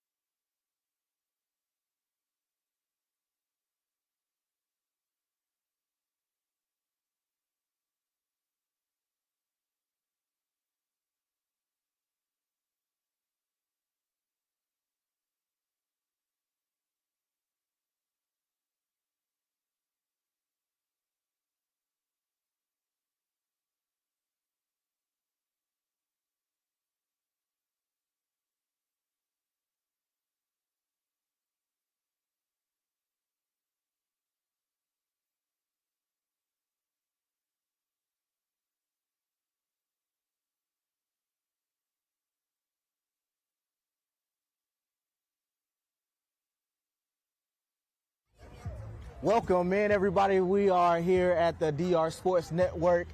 Man, Davenport. It's been some action-packed games. We had our 10U pool play game, 8U pool play game, and now we're getting up to the big boys with 15U. My name is CJ Gilbert. I'm here with Rob Coffin. Man, how you doing? Man, I'm doing outstanding. I've been walking around, watching. The energy here is outstanding. There was just a last-minute interception for the win here at this last game. Man, I'm excited, man. 15U, it's fired up. Two great teams that we're about to watch, man. I can't wait.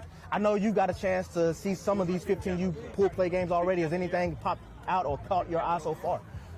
There's some ballers. Yeah. There's some real ballers here. I'm serious. You walk around, it's like, man, you think you would see this talent at 18U. Yeah. But now 18U is so stacked. Everyone on 15U has just been amazing. The competition, the camaraderie, just the mindset. There's been quarterback play. There's been defensive interceptions for wins. It's just been amazing. Talk about this Drive 7 Bigs that's right behind us, man. I know that you probably got a chance to see some of that talent as well. Just talk about over the total encompass of what we're providing here at DR Sports. Drive 7 Bigs is not just the skill players, it's the bigs as well. You see him over there working. Got two former NFL guys running that.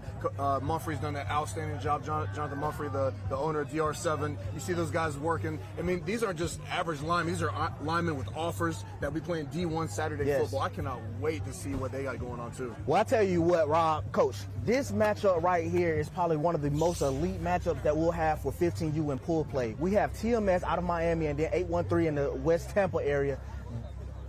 Man, listen, 813 won the national championship, crown championship last year at 14U. 80 to 90% of these players on this 14U or on this 15U roster was on the 14U roster. These two teams have played each other in the villages last year. It ended in a tie. Wow. So I'm just like, literally, this matchup is going to be the cream of the crop, elite of elite, and I'm telling you, I can't wait to see it. We're going to see it in the next few minutes right here. Two great teams, two solid teams that expect to be in it at the end of the day tomorrow and fight for a championship. It's two of the best teams that we have here today. So some of the guys on the 813, if you don't know, MJ Jones Jr., son of Mark Jones, was an NFL player on the sideline of 813 Hawks. Head coach AJ Sadinger, actually a head football coach of Countryside High School out in the Florida area as well. But man, we'll get into that in a second. Right now, we got some action. Quarterback, Jay-Sean Glenn gets it to his receiver. MJ Jones for a minimal gain. Nice little 1 yard play. See defense rally. Sometimes it's good just get that first completion, get the ball rolling. Because a lot of times you get an incompletion on the first drive, you feel like you're behind the sticks. Even if it's a 1 yard gain, sometimes like, okay, we're moving. Now we can center the ball a little bit, and now we can do what we need It's all to about do. staying on time and staying on schedule. Yes, sir. Jay-Sean Glenn, class 2029 quarterback. Got him. Get into his receiver, and it's caught. Number 14 right there. That was an outstanding catch, outstanding throw where only his guy can catch it. Now they're on target. They have one more down to get 5 yards. I like the offense. There's a lot of motion, so the quarterback can read the defense. And that was Colton Outson. He was another name to know from that 14U championship for 813. Jay-Sean Glenn gets it to his receiver. And who you guess? MJ Jones Jr. That's the man to go to. Nice little rollout. Split the field a little bit. Get the quarterback a couple of reads right there. Just a nice play design. Get the easy first down, and then keep the sticks moving is what it's all about. So right now they pick up the first down, kind of resettling things. Coach AJ Sadinger, like we said before, head coach second year at Countryside High School. Jay-Sean Glenn, quarterback number 2, launching over the middle. And really good pass breakup, but it'll be a flag on the play right there. Got a flag on the play. Defense was sticky on that one. See what the refs call. And that was Aaron Ellis on the PI. Now, we talked about the refs a couple weeks ago. I think it was we're up in the Villages a couple weeks ago talking about the refs. You know how I feel about them. I love the refs. I will say that, but you kind of look and say, wait, where was the foul? The offense already has so many advantages. You have the defensive guy, like, what, was he really holding him there? Yeah, definitely. As they get that sorted out, though, Coach, for TMS, like we said before, coming out of the Miami area, they got some guys, too. Frederick Jr. is a guy to know on the side of TMS as well. And then Ja'Cory Frederick, class of 2028 receiver, kind of an athlete as well. So they have some guys on the TMS roster that was on the 14U ranks and now at the 15U ranks. So like I said, this is some next level ball that we'll see at the 15U and a really good matchup right here. Guys with offers as well. Yes, Jay-Sean Glenn. Looking, scanning. Launches over the middle, but it's broken up by Antoine Reagan Jr. That was great defense there. You want to say if you're for TMS, like where was the foul before? Because it looked like kind of a similar play, you know what I mean? But like you're talking about TMS loaded, and they're coming from some of the top schools in Miami Northwestern, Booker T, all those schools. Both teams are super loaded, super talented, so it's one of those things that's a great matchup. So to bring up second down right here. Rolling to the right. Good timing on the route right there. And that'll pick up a first down. Colton Outson on the reception. And that's, like we said, that's what it's all about, just getting first down, especially you start to play these teams that are as talented as you are. You can't just throw go balls all day. You just got to move the ball on the field. Glenn looking left over the middle, and it's wide open. Splits it through the defenders, and it'll be short at the maybe half-yard line. Inches, right? Like, really, run the ball in there. Put an index card in between the goalposts. Glenn looking left. Does he have it? Will he run out of time? I believe he will. That'll be a sack. That was great defense there. And it's think about 7-on-7 as you get closer to the goal line, the field shrinks a lot, so those routes have to be crisp. So look for some pick plays here, just kind of rub routes and things of that nature. That's really the only way to get someone open. So it'll be third down. This is money time, money situation for 813, trying to get their first score in this pool play game for 15U. It's third inches too. Like I said, typically, you can't say, typically just run this ball in right here, but punch it in. Punch it in, right? Punch it in, but now look at maybe a fade route on the outside or some type of big play. So we'll see right here, Glenn rolling to the right. Getting it in there, and they get to MJ Jones Jr. for the touchdown. Wow, but that was a nice play, and the offensive coordinator definitely likes to split that field in half with the rollout, give the quarterback some easy reads there, and get 6. So really good stuff from Jay-Sean Glenn. His first drive, in and out, or second drive, in and out with points, capped off by MJ Jones Jr. from the 1 yard line. Looks like 813 will elect to go for 2 points to potentially go up 8-0 in this 15U contest. Great drive. Glad to see there. Get points, take time off, and you feel well about yourself. You convert on a couple third downs, and it's a decent drive. Glenn firing it over the side, and MJ Jones Jr. once again, the man with the plan, easy with it. That guy, again, now they're up 8-0. So you can get a stop here if you're feeling obviously really good if you're 8-1-3. And I tell you, I can't talk enough about what Coach A.J. Sattinger and this 813 Hawks team does as a community, as him as a head coach, and just overall the connection, the camaraderie that they have. So first look at TMS on offense. See what it looks like. Incomplete pass. Break up there. That's, I think it's Golding out of TMS here from the Orlando area. They are from Miami, based out, but it's a quarterback that goes here, who lives here in Orlando, that plays for this team. So to bring up second down for TMS. Like you said, Coach, I have a lot of elite level talent from the Miami area. We'll see what they have on second down for us. Drop back, get into his receiver. Good pass breakup by number 4 there. Great defense. That was Axton Underwood with the Davenport PBU. That's what I was talking about that first drive is you just got to get that first completion. You feel good about yourself, because if you don't, then it's like, okay, now we feel like we're against the sticks this whole time. Now you have to go deep.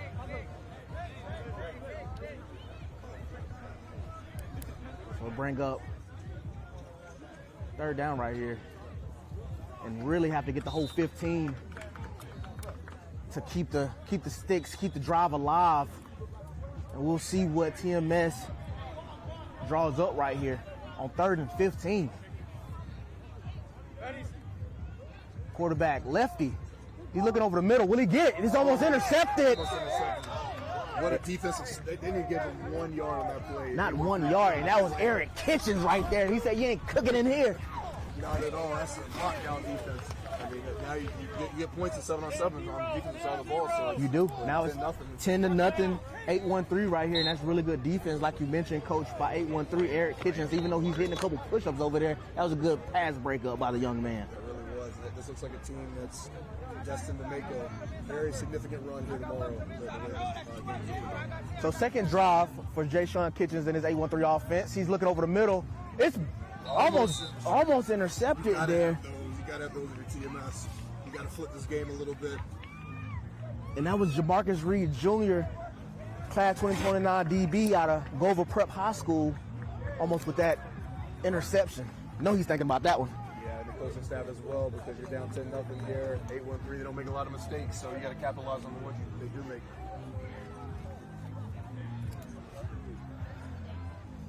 So second down for 8-1-3.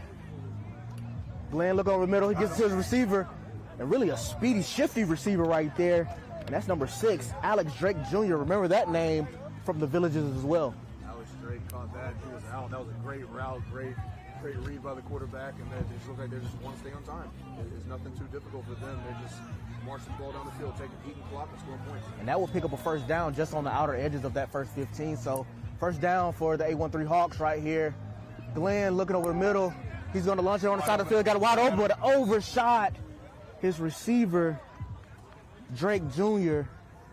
And it'll bring up second down. Yeah, I think he probably felt that the 4 seconds was coming up, because I know I felt it too. I was like, all right, well, 4 seconds is coming soon. So he's feeling the lineman over there, right, the John Stephen Biggs over there. He's like, they're coming around me somewhere. Right. He definitely wants that one back, because that was a layup there. he missed a little layup in the layup line. So it's second down right here. You can see on the screen A.J. Sadinger, head coach of the 8-1-3 Hawks, getting his offense together. And Jay-Sean Glenn, first drive of 8-1-3's offense, capped off with an MJ Jones Jr. touchdown. And he really got the 2-point conversion. So the first 8 points, and then defensively got a stop as well. So Glenn, second down, he's looking. He's going to just dump it off to his back in the backfield. And I'll just pick up a couple yards there. It'll be third down. They ran that play a lot from the right side, bringing the guy in motion, the running back. He's kind of a check down. I'm sure they have some other things to have on top of it, but it's a very similar concept that they have. They've run it very well. Obviously, they scored points on the first drive, and they're driving here on the second drive. And this is pivotal right now if you're TMS. Yes. You want to get off the field. You want to get points right here. Interception or pick six will even be better, but just to get off the field and get 2 points on the board and then potentially try to tie or take the lead with your next possession. That's a great point, because you can't let them score here. You really can't. You need to get a stop here. You've had them on third down a couple times. You have to just tighten up and get points here defensively. Regardless, it's a big third down. Jay-Sean Glenn looking to the right. He's going to launch it that way, and he'll get it to his receiver. Will that be enough to pick up a first down? It will be. He gave it to him. Or he got it. It will be enough to pick up a first down. So 8-1-3 Hawks will get a fresh set of downs from inside of their own 10-yard line. First and goal, 8-1-3. They are just methodical going down the field. They're comfortable, confident as they're playing. Just a well-coached team. Very disciplined. Staying in the moment. Glenn rolling to the right, getting to the receiver, and guess who it is? Guess who it is? MJ Jones Jr. I'm telling you, he's an MVP candidate, an All-American 80s guy that we need to invite. He's definitely a guy that is next level caliber athlete. Talked to AJ Sadinger about him, has an offer from SMU Liberty as well. So he's a 2028 kid that's going to be a next level star. He's a new guy you're going to see playing at multiple different levels. One of the best players out here today. And if you're looking at the TMS side, you got to get points here on the board. You got to make a stop here, get points, because it might end up being a blowout if you're not careful. Right now, pending the 2-point conversion, is 16-0. Glenn looking over the middle, and he'll fire it in there, but it will be incomplete, and it will stand 16-0. Really, it was a dicey throw. It's really in the window there, so really good stuff. He threw that ball in there. I love that throw, man. I really do. It's a confident throw. I mean, he put it in there. He really did. That was a great throw, right in the tight window, man. Just the receiver, I'm sure he wants that one back, because the quarterback put it right on him. So Glenn, 2 touchdowns, both of the touchdowns to MJ Jones Jr. TMS looking to get on the board. He's going to launch it over the middle of the field, but it's dropped by the receiver. And we had a quarterback change for TMS as well. Once we get his number, we'll get his name out there. Yeah, different quarterback, same results right now. I mean, I know it's only his first drive, first play, and now second play, but he needs to get the ball down the field. So it's second down, trying to move the ball, trying to at least get this first down, trying to stay on schedule. TMS looking over the middle, looking over the right side. It's caught. Nice throw, nice catch. And that was Jamel Class, athlete at 2028 out of Holla, Florida. That was a great throw. That was one of the deep outs. I mean, that's across the body too, right here, as you see it on the screen right here. Quarterback just launching across the field, about 20 yards, getting to his receiver, just trying to stay on time. It's third down and short. That was a great throw. Oh, he got a deep man. Will he come down with it? Who's going to come down with it? And it is intercepted! 8-1-3! We see one of these every time we do this. We saw the same thing last time, a couple weeks ago, man. It's just crazy. That was a great interception. He came up with it. That was awesome. And that was Demarion Chambers just mossing it over two became defenders for TMS, and he became almost, he high-pointed it, got it down, and came up with it, spiked it, and now that's 3 points on the board. It's 19-0, 8-1-3. Now that's a defensive player who's thinking offensively. That ball is just as much his as anyone else. He went up and got it. Great play by that young man. So Chambers add 3 points for 8-1-3. It's 19-0, 8-1-3. They gotta make a stop here if they want to do anything in this ball game. And like we said before, this is the top premier. This is a championship program team, wanted in 14U. And like we said earlier in the broadcast, 80 to 90% of those guys from that 14U team that wanted the Crown Championship is competing for this 15U team here for 8-1-3. So a really good thoroughbred team for 8-1-3 Hawks. Glenn dropping back. They might go for the kill right here. I think the air got it. It'll be intercepted. Oh, he dropped it. You have to get those, because you think about this pull play is that tomorrow's when it really matters. It's going to matter, right? So if you're TMS, you're thinking, how are we going to, if we see this team again, we need to make sure that we can figure out their defense and figure out their offense. And see with the replay, the ball just flooded out of the quarterback's hand. It died on him a little bit. He had someone open, but if you're TMS, you have to come up with that interception. And that's one thing about it, man, that I don't think that a lot of the players or even some of the, the fans think about here is that the elements are, not in your favor right now. You have the wind going against you. As a DB, you have to think, I have to win towards my back. So I really can, not, allow anything over the top, but also understand that, hey, like if anything going up in the air, it may be a duck, as we would call it. Right. It hung up there. I'm sure it didn't come out of his hand cleanly on that one. They went away from who they are. They won the big play there because they've been really a short and intermediate passing team right now. So they went deep. I'm sure the quarterback or the offensive coordinator will call something short. It'll be second down for Glenn, 8-1-3. He's looking to the right. He's launching. They don't care. They don't care. And it'll be caught! Touchdown! Every time I say that, OC should do something, they prove me wrong every time. What a play, what a catch. Man, that was a crazy catch by Alex Drake Jr. right there. Really good throw against the wind. And that's 6 points for 8-1-3. It's 25-0 pending the extra point. You see right here on the screen, Glenn looking over the middle of the field, and he just launches it to his receiver, Drake Jr., and man, what a catch. Tipped it and end up coming down with it. Really good stuff by 8-1-3. You see right here, boom, tip drill, come down with it, touchdown, and then corral it in.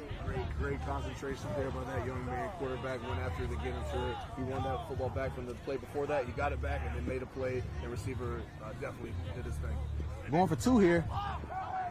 Oh, try to go for MJ Jones, Jr. Just out of the outstretched hands. But regardless, it is 25-0, 8-1-3. And man, oh man, Jay-Sean Glenn is putting on a show right now. They're putting on a show, and if you're a TMS, and I've been here before where you get beat pretty handily, or you're getting beat pretty handily by a team, and you know you're going to see them the next day if you want to win a championship. So you have to figure it out. You got to get the quarterbacks in the rhythm. You got to keep their heads up, keep them going. Just get a touchdown here. You want to feel good about yourself if you play this team again. So definitely if you're TMS right now, you just want to get some good feeling mojo about yourself going into next pool play game and not get shut out here. TMS, first down. Going over the middle, it's caught. Really good play. Keeping it on schedule. It's a really good catch right there by Nayland Adderley to pick up the first down. Look like we have some laundry on the field, but it may be picked up. I think they were called personal foul on the touch there. And that's an extra yardage. So TMS's best field position right here, that'll set them up beautifully inside the 10-yard line or right at the 10-yard line to potentially go ahead and get them a score before this game ends. Yeah, and that was obviously the best play to date. So whatever they did there, then you figure it out, bottle that up, and keep running. TMS, first and 10 from the 10 from the goal line. Looking, and that'll be a sack. And Nakeem Adderley couldn't find his target, and it'll be second down. Yeah, and if you're the coach, you don't mind that. You'd rather him eat the ball right there. It's only first down, so eat the ball versus throwing an interception. Yes. You just had a good play, and you don't want to erase that by just throwing an interception right after that. So you don't mind that as a coordinator. The quarterback held it. Now, on third down, obviously you don't want to do that. You don't want to make a habit of it, but obviously you don't want to throw an interception at that point. So Adderley, quarterback for TMS here. 1-1. Second down. Looking over the middle. He's got a man. It's a touchdown for TMS to put the first points on the board here late in this contest. Yeah, that's what we talked about. It's just now it's about this is not an elimination game. Everyone's going to the playoff game, the bracket tomorrow. So you want to get the best position you can, but you know 8-1-3 is one of the better teams, and you will see them again. Yes. So you have to figure it out. I think they have one more game after this. I'm sure they want to just end this day on a great note. So right now the score is 25-6 in favor of 8-1-3. And TMS, of course, obviously will go for two. Adderley, the quarterback, he's rolling, shifting to the right. He's looking for a man. He'll toss it up there. Ooh, that's a big guy right there. 15-year-old. Did he drive here? Was he driving? He's about high point. I love the decision by the quarterback because obviously he threw it over the 8-1-3 defender, and he just outstretched his arms, but it was the right throw, the right play. You just got to connect on that. It'll be 25-6 for 8-1-3, dueling down the final minutes of this ball game, and we'll get a chance to see 8-1-3 Hawks another drive before this game ends. Man, it's been all 8-1-3 so far. Yeah, it really has. Championship pedigree, right? They're one of the top teams here, but another top team. They're doing what they're supposed to do. And now it'll be interesting to see what they come out and do. They threw the ball deep on his last two plays. Let's see what they do. First down. Glenn getting to his receiver short. Nice to stay on the chains, and that's Easton Billingsley. His second catch of the evening. Yeah, if 8-1-3 gets the lead on you, I mean, they have the ability just for the short passes, for the short route concepts, they could just kill the game on one drive. And I just love that about their offense and how they run it. They just stay on their time. It's like Luka Doncic playing basketball, right? Yep. It's his time, his space. That's yep. how they play. Definitely, like almost Le'Veon, old Steelers. I remember you brought that up. We don't talk about that anymore. Yeah, it's like patience. Gibbs, right? Yeah, you're right. New age, right? I'm just showing my age on that one, but the point remains is that they have their pace and they run it methodically. Yeah, exactly. I love their style. Glenn launching over the middle of the field, try to intend for MJ Jones Jr. That would have been a hat trick for MJ in that pool play game or in the championship game. He went absolutely stupid crazy. I think 4 touchdowns in that championship game as well, and even in that pool play game against TMS last year in the Villages. Absolute dime of an athlete, man. He's trying to get that hat trick +1. What do they call that? Octagon or something like that. I don't know what they call it, but he's trying to get that again. So it'll be second down for Glenn in 8-1-3. Glenn rolling to the right, getting it on target. Was it? Catch. call it? It'll be a catch. Outson with the strong hands there. You'd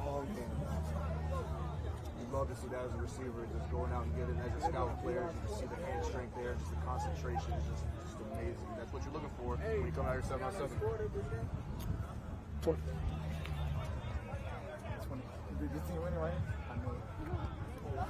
Glenn, easy pitch and catch to Drake Jr. right there.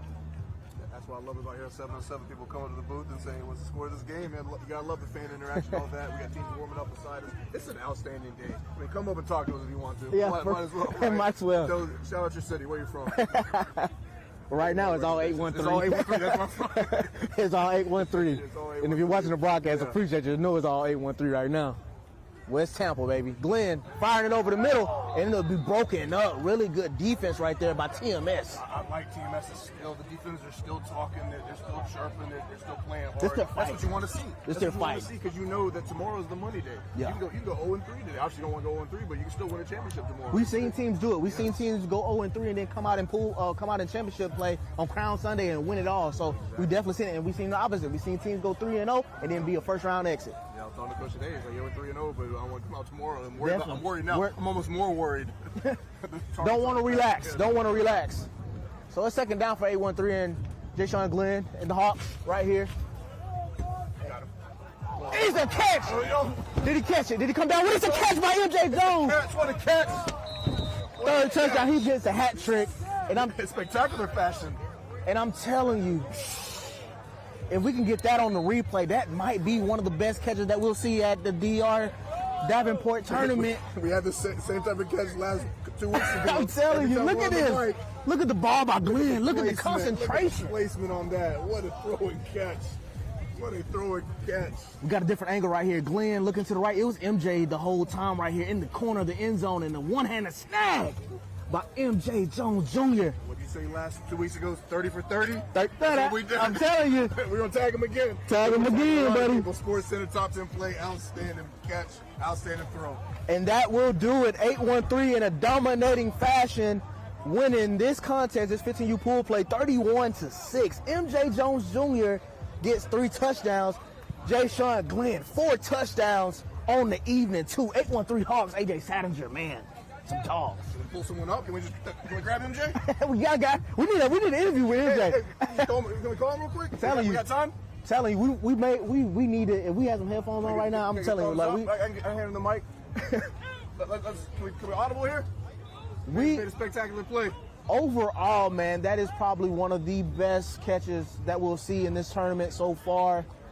And I'm telling you, that program is ran expert. Everybody on that staff, from the players to the coaching staff to the parents, everybody on that coaching staff do a phenomenal job. They get a dominating victory over TMS. Like I said before, this pool play game last year was 20-20. Didn't go to overtime, excuse me. But overall, man, that was really good. Oh, we're getting a coach interview. Hey, yeah. We get MJ too. Okay. Okay, sounds good. Hey, make it audible. MJ. Okay, yeah. About to pull up MJ right now and the coach. That's what we do here at DR Sports. We got an outstanding play with 3 touchdowns. Got the coach right here. Where's MJ at? The quarterback too. Get over as well. Yo, what's name? Coach, dominating victory, man, 31-6. Yes, Just sir. tell us how, overall, man, like this is one of those programs where it's dominating. We talked about it before. This went into this pool play game. Yeah, we played TMS last year, the same time last year, man. They do a lot of talking, but man, I respect them, man. Their boys play hard, but I just think it's a little different over here. It's called hawk ball for a reason, right? Honing in on the little details and the little things, and our chemistry is on point. But man, you see these big time plays these kids make.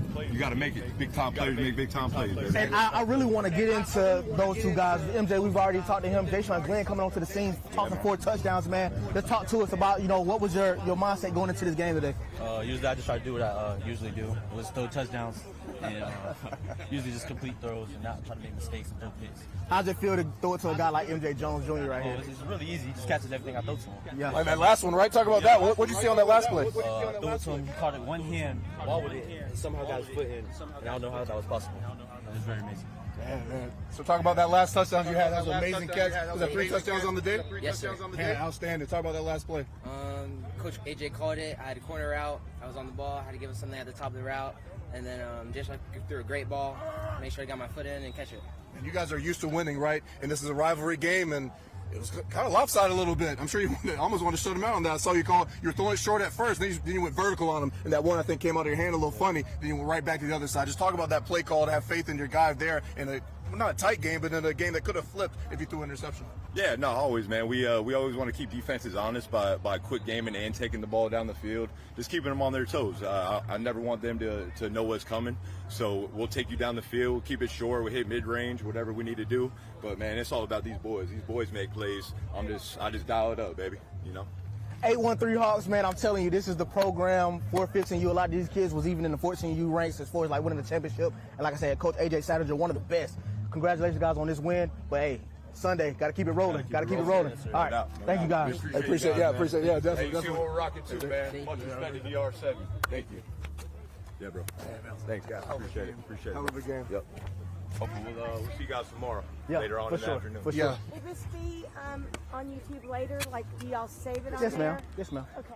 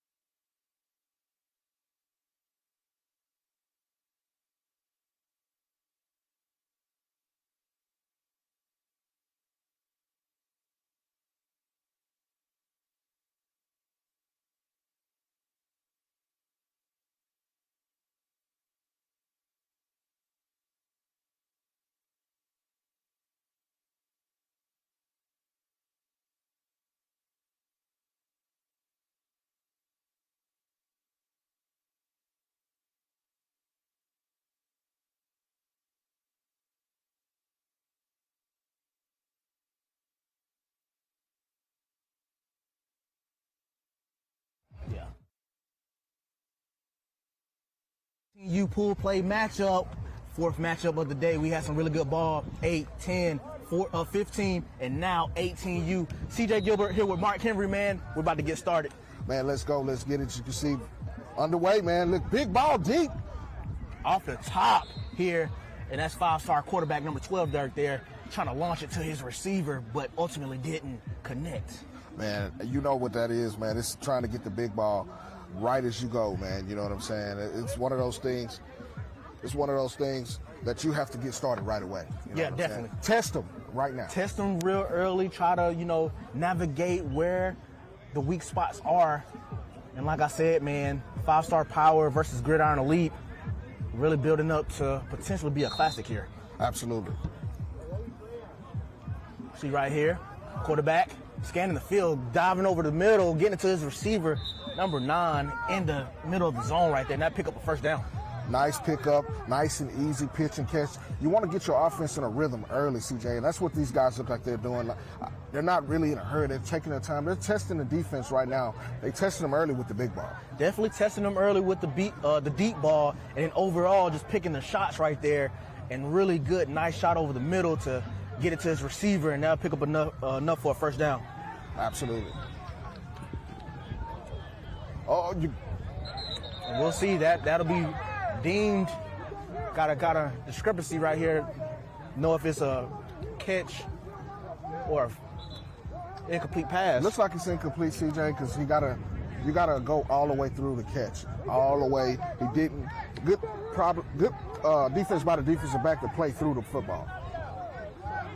Yeah, definitely played through the hands, but ultimately we'll see right here as the referees kind of talk to one another. That throw was made by A.J. Chung to his receiver, and we'll see if it'll be a catch or it'll be deemed a catch. So 2 back-to-back catches, completions for 5-star power, and we're underway right here.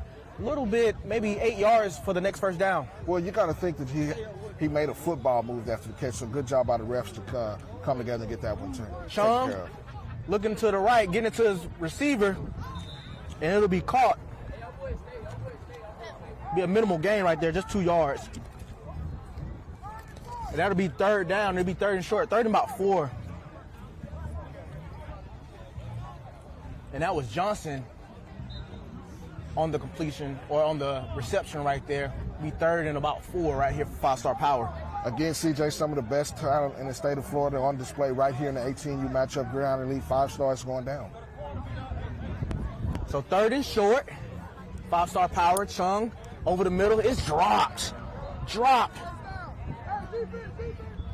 by 5-star power right there, and that'll be a turnover on downs, and that'll be the first points of the game. A defensive turnover, it'll be Gridiron Elite up 2-0. Well, CJ, nice pitch and catch. Should have been an easy completion. You got to get the ball and cradle it. If the rule of thumb is if you touch it, you can catch it.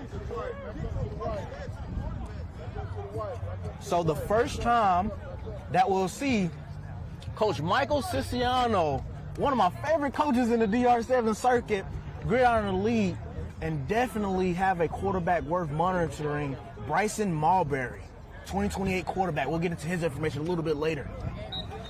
Yeah, CJ, one of the better quarterbacks in the sophomore class in the state of Florida. He's got everything that you look for in a quarterback. He's got the accuracy. He's got the quick release. I love what base he throws from. As you can see, him looking at the plays now. Coach Mike, we had a conversation earlier this week, as you saw on the DR Sports Network.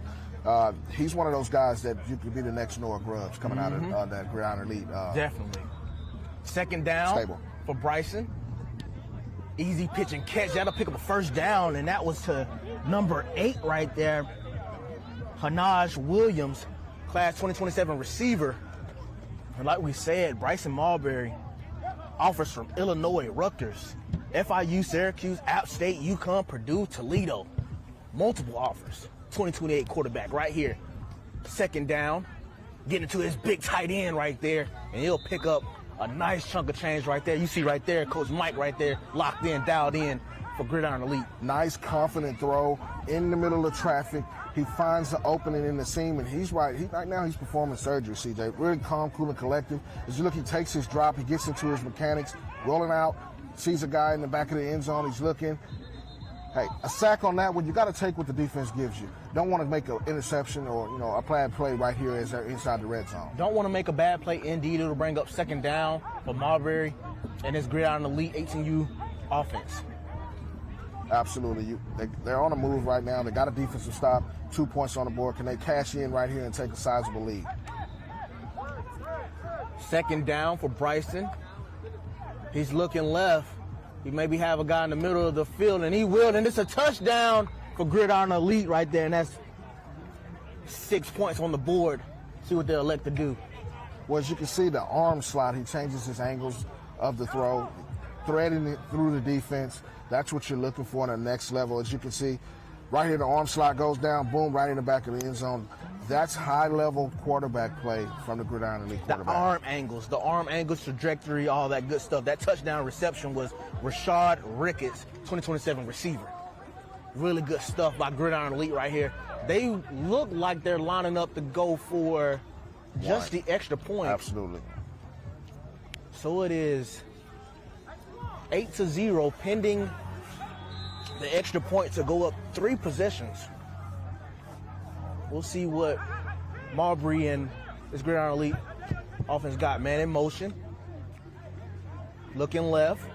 He launches it, but it's incomplete, and the score will stand 8-0, Gridiron Elite. Well, nice drive by the Gridiron Elite offense, CJ. They got down the field, methodically made the plays where they needed to be, finding the holes in the defense to capitalize on that first drive. Now, FiveStar, the onus is on them now. They have to come down and make a play here and get in the end zone so this doesn't get out of hand too early. Definitely can get out of hand too early, and like we've seen before from FiveStar, they tried to chunk it down the field, get some quick points here. We'll see what they do on this next drive right here. Elect to go short, and it will be short of the first down, but is laundry on the field. This may be unsportsmanlike conduct. Well, great job by the receiver, the concentration, the strong hands. You can see to pull the ball in and get the reception. I like what I'm seeing so far on this drive from FiveStar. Can they continue this and get in the end zone for 6? And it will be unnecessary roughness. It will be a free first down, 15 yards on that penalty, so it'll be 1st and 5 for FiveStar Power. A.J. Chung, still the quarterback for FiveStar.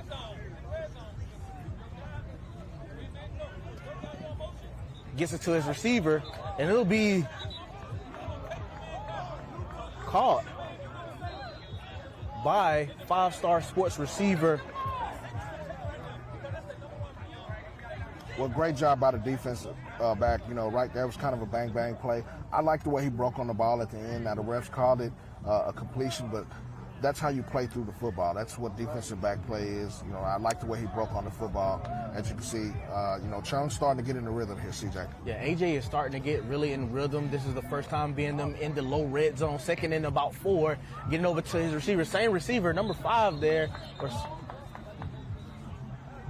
Yes, that will be number 5. And that's Lucas on the reception. His back-to-back reception will pick up the first down for FiveStar Sports. Absolutely. They seem to be in rhythm this time on this possession, CJ.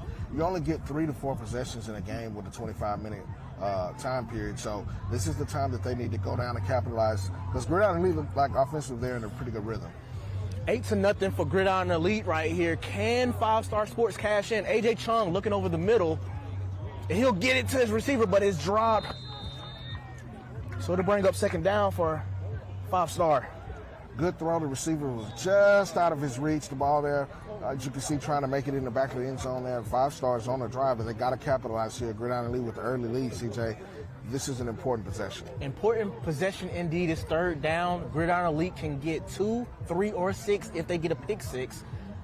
But let's focus on FiveStar Power's offense right now. A.J. Chung getting it to his receiver. That's a touchdown for FiveStar Sports. That was number 10, Johnson, on the reception for his first touchdown of the evening. It's 8-6 pending the extra point. Chung shows his mobility, his ability to get outside the pocket on this next one. As you can see, he rolls out to his right, his strong side, looking for a receiver. He's looking that way. He rolls out. If you look at his feet, he gets outside, and that's a nice completion for a touchdown. They get on the board. Hey, Chung's impressive. I like the way he settled down, CJ, in the second drive to kind of get these guys. It looks like they're going for 2. They will go for 2. They'll try to tie it up here. A.J. Chung looking over the middle. He's going to have to get rid of it here pretty soon, and he's got him! 2-point is good. Johnson gets the octagon. He'll get the total 8 points. It's 8-8. 5-star Gridiron Elite.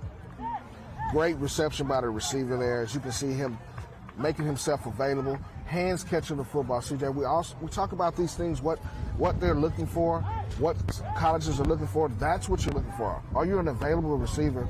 Great hands, high points of football at the attacking at the catch point and scores. Let's see. Gridiron Elite's up now, but they got the ball back. We're in for a good one here. Marbury looking over the middle. He's thinking about going long, but he ended up taking what the defense gives him, and it'll be right at the sticks. I think the referee's calling it short, so it'll be second down and about maybe a yard here for Gridiron Elite. Silky, smooth, confident. That's what he's doing so far. As you can see, he put the ball where only his receiver can get it. That's what you're looking for out of this quarterback. I think we're looking at a future star here. Marbury getting to his big tight end once again. Talking about some silky smooth route running. That's some silky smooth looking, buttery smooth from that big tight end. I believe that's Drew. I think that's Drew Follett. I want to say that's Drew Follett. Don't have a number on him. Look like he has a baseball jersey on, but nonetheless, he had the ski mask. He don't want to be known. He said, "Let my play be shown before I'm known." Well, something about him is special and sticks out, and that's what you want to see from your tight end is be able to make those catches in traffic. Picked up the first down, first and about 9. Really good, strong catch by the Gridiron Elite receiver there. Really good throw too, but Bryson Marbury. Absolutely, number 15 has been showing that he has strong hands through contact. Getting that reception, they move the sticks, first down. Gridiron Elite, they're on the move again.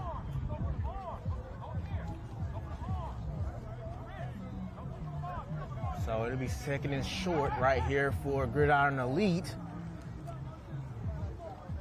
Marbury looking like the real deal for Gridiron Elite and for his high school football team. He's getting on a long shot to his receiver. It's wide open for a touchdown, and that's number 11, Marcus Clark, 2028 receiver.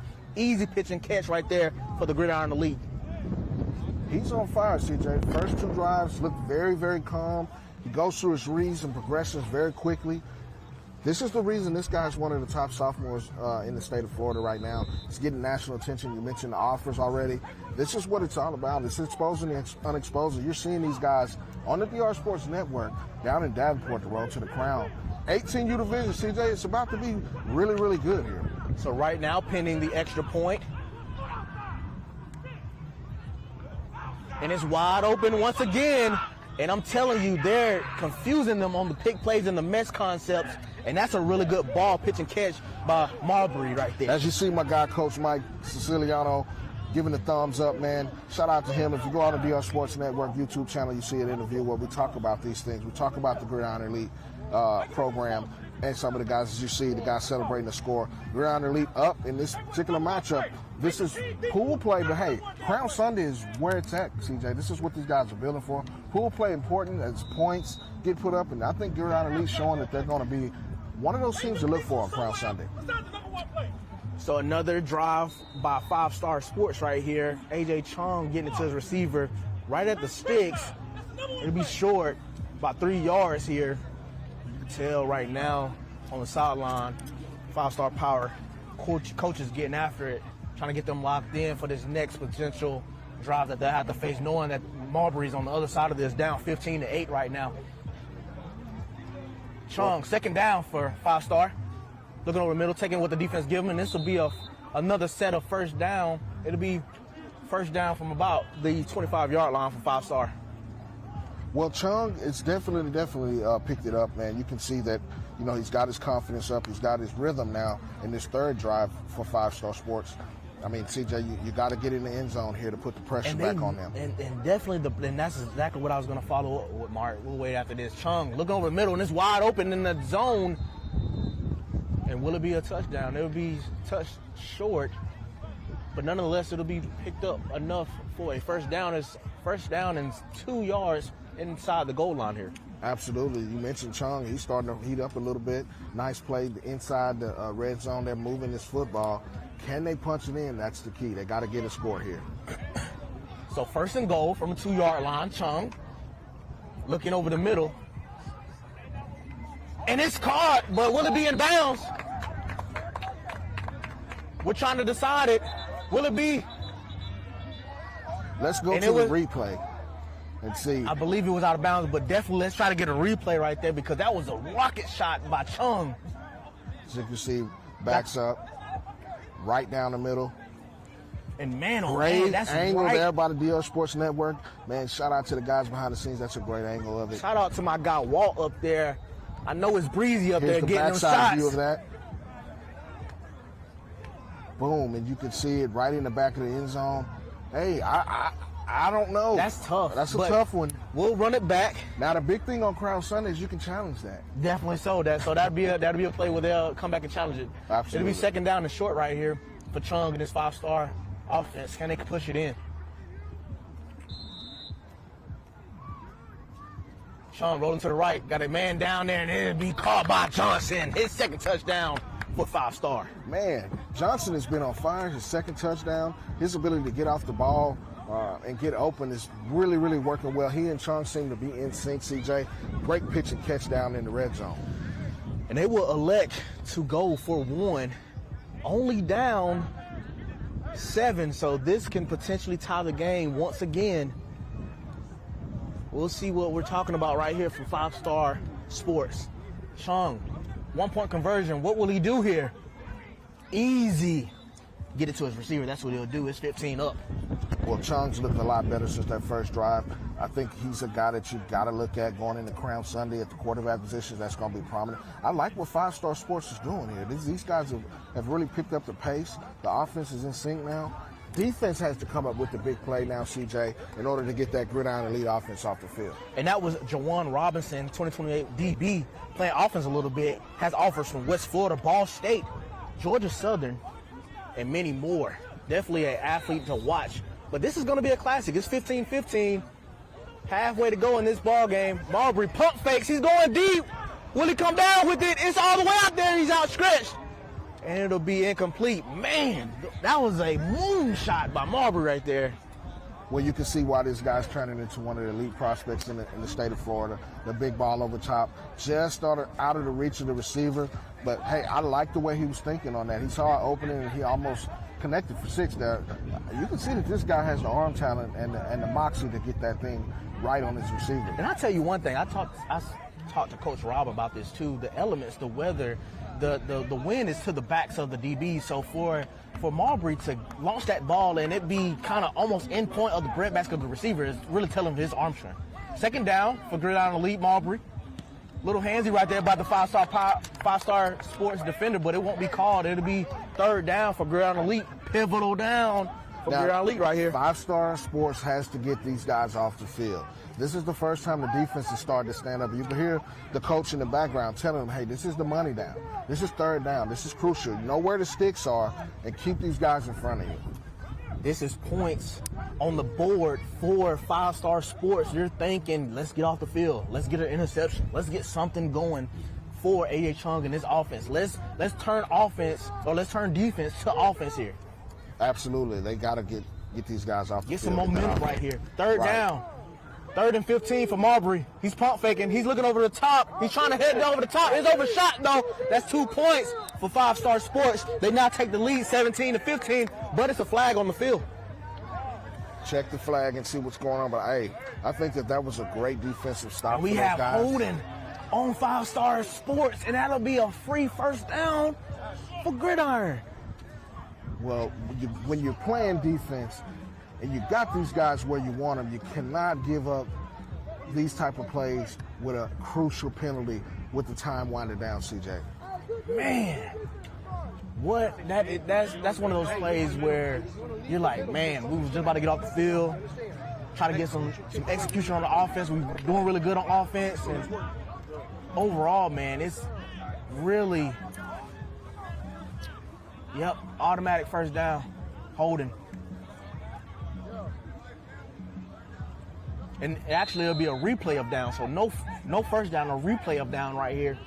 They'll get off their own end zone, and it'll be 3rd and 10. So another money down situation for Marbury and his Gridiron Elite offense. Got to make them earn it here, defense for the 5-Star Sports. And he'll get it to his big tight end, Drew Follett. He'll pick up that first down. So regardless, Gridiron Elite locks in and gets that first down. Definitely with the penalty, gave them another shot. You got to get these guys on the field. In a tight game like this, CJ, those opportunities are scarce, and the defense has to stand up and get these guys off the field. So first down from about the 25-yard line going into the end zone here. Marbury just slowing things down, getting it to his receivers, checking it down, and he'll pick up the rest. And that'll be another set of first down for Gridiron Elite.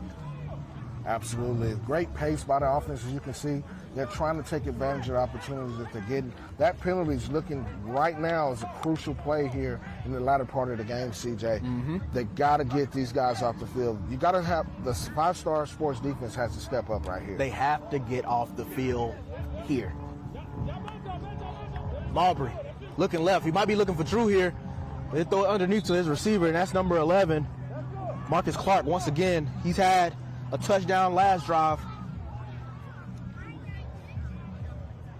Well, Clark's been the guy that's been prominent in this offense, really connected with him on the first drive, and you can see in the second half of this game that he's starting to heat up.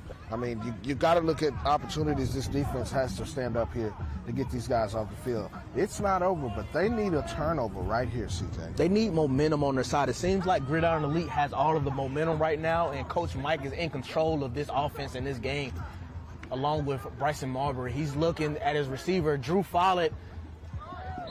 That'll be Tom, though, so that's a good sack. It'll bring up money down, third down and short for Gridiron Elite. Now, FiveStar Sports defense, CJ, they've been in this predicament all game long. They get them to third down and they give up the big play. The previous few plays before, they had a penalty to sustain the drive. This is crucial right here. When you talk about money downs, this is the money. This is big bank time. Big bank time. Big bank time, 3rd and 5 for Gridiron Elite's offense. Can FiveStar Sports, get off the field here? Marbury looking over the middle. He has a man open. Will he get in? Is he touched? He's short, and that's 2 points for FiveStar Sports right there. And they do take the lead. That's what you're looking for. That you can see right there. The defense comes up big in crunch time, CJ. We talked about this just the play before. These guys have been at this particular part of the juncture of the game and couldn't get off the field what they did on that one. Yeah, definitely. Really good stuff right there. Bend, but don't break. Try not to allow the penalty to affect them or rattle them. Get on the goal line right at the 5 and turns the offense away that's been humming. FiveStar Sports now is in the lead 17-15 with AJ Chung and offense really rolling right now. Now, this is Chung's opportunity to show, hey, I'm a pretty good prospect my dadgum self. You know what I'm saying right here. We've been talking about Bryson the whole game, but Chung's on fire here in the second half of this game. Good strong catch. Strong catch. Now it's Lucas. Once again, we've called his name numerous amounts of times right here on this FiveStar Sports Ball Club for 18U. And really, like you said, Mark, this is AJ Chung's time to put his name on a lot of people's radar. Absolutely. I mean, the state of Florida, man, some of these prospects, some of these guys, you're seeing it right here on the DR Sports Network. You're seeing it. So it's second down right now. Second and medium for FiveStar Sports. AJ looking over the middle. He has a man wide open. And I believe he was touched, but it will be a first down for FiveStar Sports. Chung's looked sharp. Ever since that first drive, we talked about it, CJ. He has been sharp. He's been on time with his throws. He's made big throws when he's had to, and it looks like they have a stoppage in play right here. Oh, time is actually expired, and I believe FiveStar Sports will win that ball game with the 2-point that they got on the defense, 17-15. So FiveStar Sports will get the victory. CJ, what it's all about is timely plays at the right juncture of the game. As you can see, they were kind of playing behind the 8-ball, behind the sticks the entire game, but the defense stepped up when it counted, stopped the Gridiron Elite in the red zone. 2 points is the difference in the game. That's the reason your defense has to be opportunistic and take their chances in getting these plays done. And I think the telling thing of this whole process for FiveStar Sports was the bend but don't break mentality. And then when the offense caught up with it, it meshed really well in the waning seconds of the clock and ultimately let them get this victory over a really good, well-established Gridiron Elite ball club. But nonetheless, man, A.J. Chung and a lot of these guys, Johnson, Clark, the receivers did a tremendous job sticking right neck and neck with Gridiron League and ultimately getting that win 17-15. So really good stuff. Any closing remarks? Well, I think you see two teams on Crown Sunday that could be, in the final part of the bracket. And this is what on pool play you establish yourselves and you kind of find out where you're going. So, Saturday is the fill-out process. Sunday, it's cutthroat. It's win or go home. And these two teams you'll definitely see prominently on Crown Sunday. And that will do it for the 18U pool play game between FiveStar Sports and Gridiron Elite. FiveStar Sports get the victory 17-15. Don't go anywhere. We got more pool play games available. 12U, 14U will be next. This is CJ Gilbert with Mark Henry, DR Sports Network.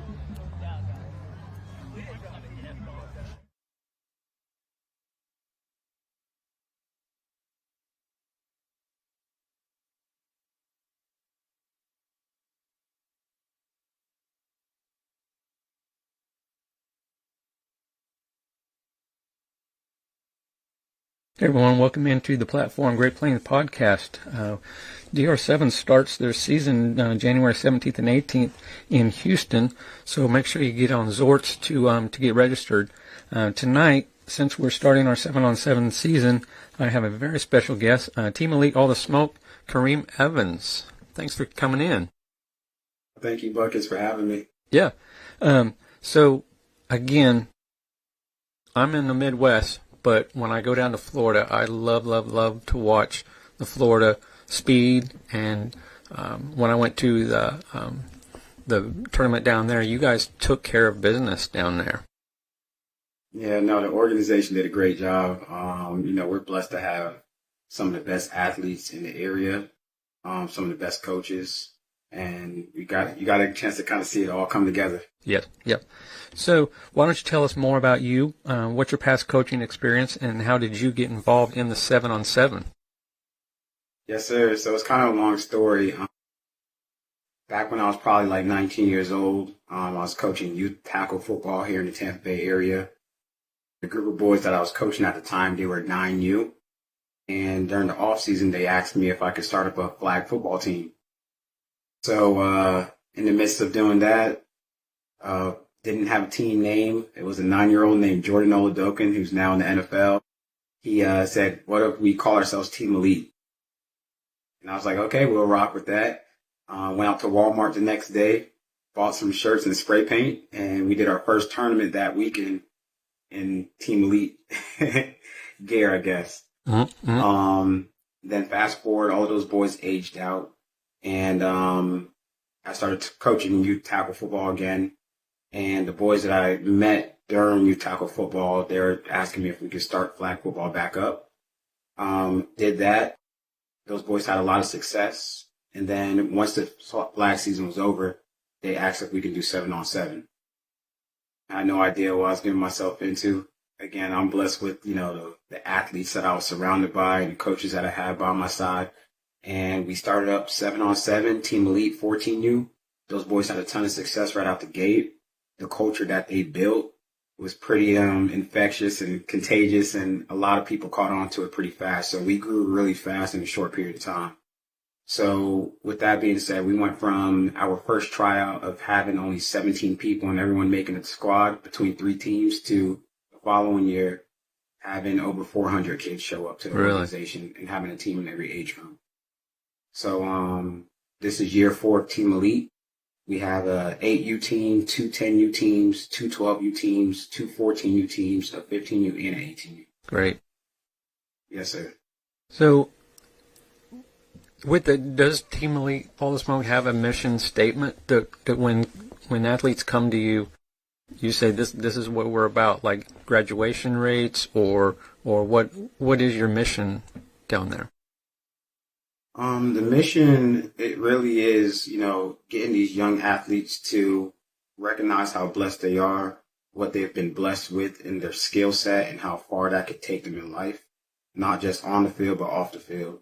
So really it's, the mission is them to recognize who they are, to never break character, to never lose integrity, have respect, build relationships, and to take advantage of what they've been given through this platform to really hopefully have those things come to fruition for them, where they're getting a scholarship offer or they're connecting with somebody who can provide them with their first job when they get out of college.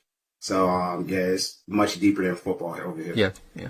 So if you grew that much in 1 year, that only says that you guys really know what you're doing. So congratulations on that. So as I said, I went saw you guys for the first time at DR7 The Crown last year at the Villages. So I want to go over some of your success at those. Okay, so this is a national championship, right? So I want to go through some of these national championships so everyone can hear how great your organization is. The 8U finished the champions. They won it all. The 10U made it all the way to the semifinals. The 12U lost in the championship game. The 15U were the champions. And the 18U lost in the playoffs by 1 point to eventual champions Certified Dogs. So that just shows how competitive and how you brought the smoke at the Crown, and you guys took care of business, and that's one of the things that really brought me to be a fan of y'all's. So congratulations again on that. Thank you. So if you could, what are some of the former All the Smoke players that have gone on to have such really good success? Well, we're still really in, again, we started at 14U, so now a lot of those boys are either juniors or seniors. Relative to their success, a lot of those boys from that 14U squad that originally started off are considered 4- and 5-star players right now. A lot of them have D1 offers. A lot of them will get D1 offers. So that's really the most I can really speak to those players. Yeah. But yeah, so and you can just kind of see the trajectory of where this organization is going, the players that represent the organization, where they're going. So it's pretty cool to witness and be a part of that growth. Yeah. Well, because, they brought me on to move DR7 up into the Midwest. And so the Midwest doesn't really know what DR7 is. And so since they haven't heard a lot about it, they don't know how competitive DR7 is. So what I like that you said was that a lot of your players now are 4-star and 5-star. So we have tons of 4 and 5 stars at our tournaments. Like at the Crown, we had a kid that signed with Indiana this last signing period. Auburn's quarterback signee, he played there, and of course Bryson Wright from OT7, Miami Raw, he played for Apex Elite in our tournaments. So the fact that you have multiple 4 and 5-star players playing for you shows that DR7 brings out the 4 and 5-star players. So good job on that. So what all DR7 tournaments are you going to bring your teams to? Originally we were supposed to go to Houston, but because of how late things happen, and we are also fortunate enough to get an invite to Battle. And it's right here in our backyard, and we've been waiting on something like that. So we'll be attending the Davenport DR7, the Tampa DR7, and then, of course, the Crown. Yeah, an invite to the Miami Battle, that's huge. That's huge. So great job to your organization on that. Why does Team Elite All the Smoke trust DR7, and what does DR7 provide to you that other series do not? The structure overall for the older boys, I love the exposure it brings to them. You guys have a lot of recruiters. Well, not recruiters, but folks that work with recruiters that's out there interviewing these boys, providing them with a platform to really kind of talk about themselves, what their goals are, and to really showcase their talent. So every DR7 tournament that we've been to, Coach Mumphrey, he's the man. He puts together a great product, very well organized, great competition. Even the little things, having a QB table on all fields, having at least 3 refs on all fields. He's definitely, you could tell that Coach Mumphrey's He's a guy of class, and he wants to provide everyone with the best atmosphere. And that's exactly how we feel when we go to these DR7 tournaments. Yeah, we really put the athlete first. Like at your bigger name tournaments, they don't promote you being there. But 7-on-7 teams, when they make their schedule out and they put what city or whatever, and then they put what tournament they're in, they're promoting that tournament brand, but that brand doesn't really promote the kids like DR7. So let me ask you, let me put you in a spot. You are at a series that is not DR7. You are talking to a coach from another team. You tell them that you just played in a DR7 tournament. What are you telling him to convince him to compete in a DR7 tournament in the future? There's a couple of answers to this question. Yeah.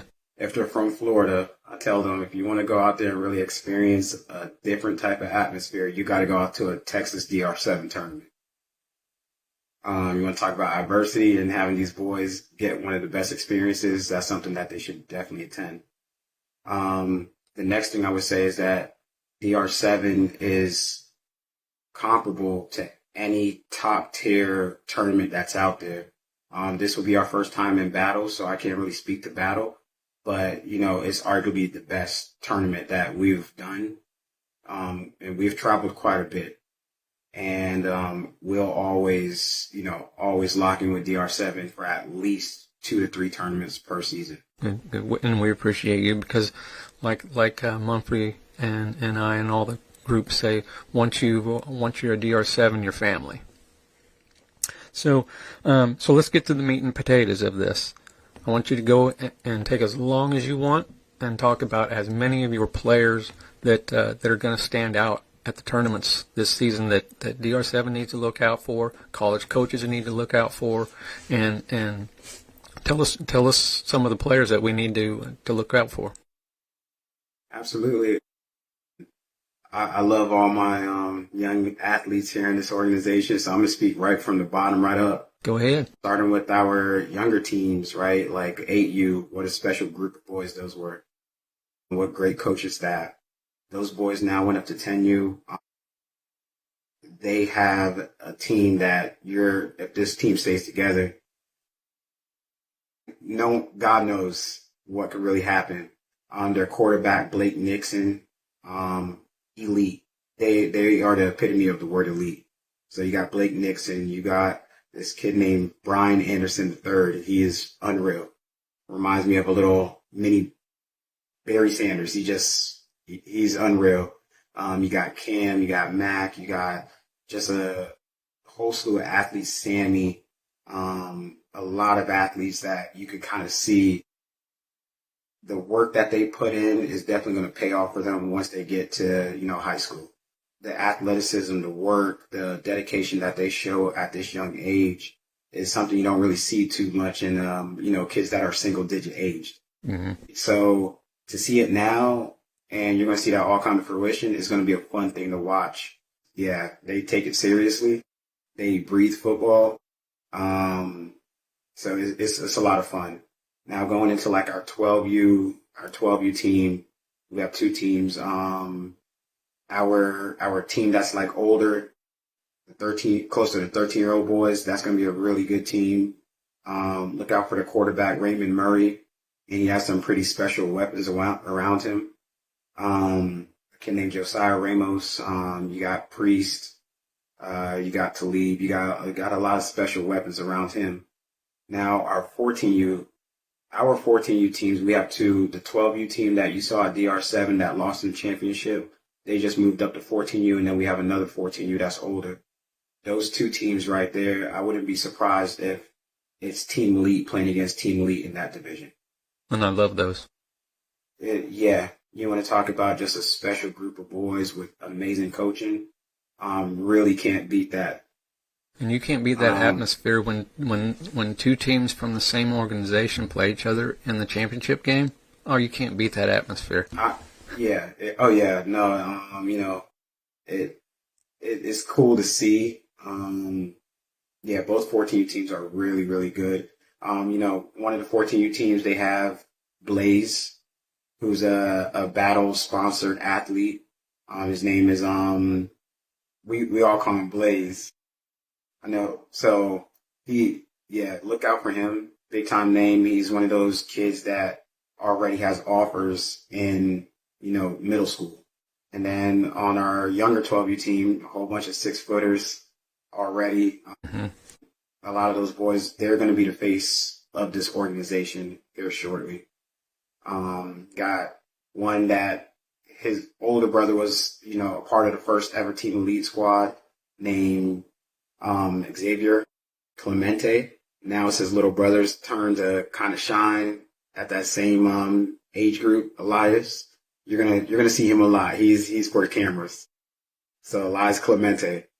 But yeah, no, all of those teams are very special. Our 15U team, our 15U was the best team in the nation last year. Yeah. No argument. A lot of those boys, they did go over to another organization. However, we do have a really strong 15U that's building up for this year as well. So, the last 2 years, our 15U has kind of been the face of the organization. So, our 14U set that standard when they're at 15U. Last year's 15U exceeded that standard. And now we're waiting to see what this 15U is going to do this year. Good. And then now for my 18U, those are my boys right there. A lot of those boys were with me since Team Elite. They're the ones who asked to get this thing going. So probably some of the most underrated athletes you will ever come across because of their size, but Jaden Page, Xavier Clemente, Will Matthews, Braylon. I just want to kind of shout out all of my players that was with me since day one. Yeah, so that team is going to be really good. They're going to compete very well this year. Can't wait to see what they do at Battle, and definitely can't wait to see what they do at DR7, because we do know that DR7 is one of the few tournaments that seniors could play in. Mm-hmm. Yeah, and let me go back to that size thing. I'm huge on, a lot of scouts are big on size. I'm not. Let me give you an example at a DR7 tournament.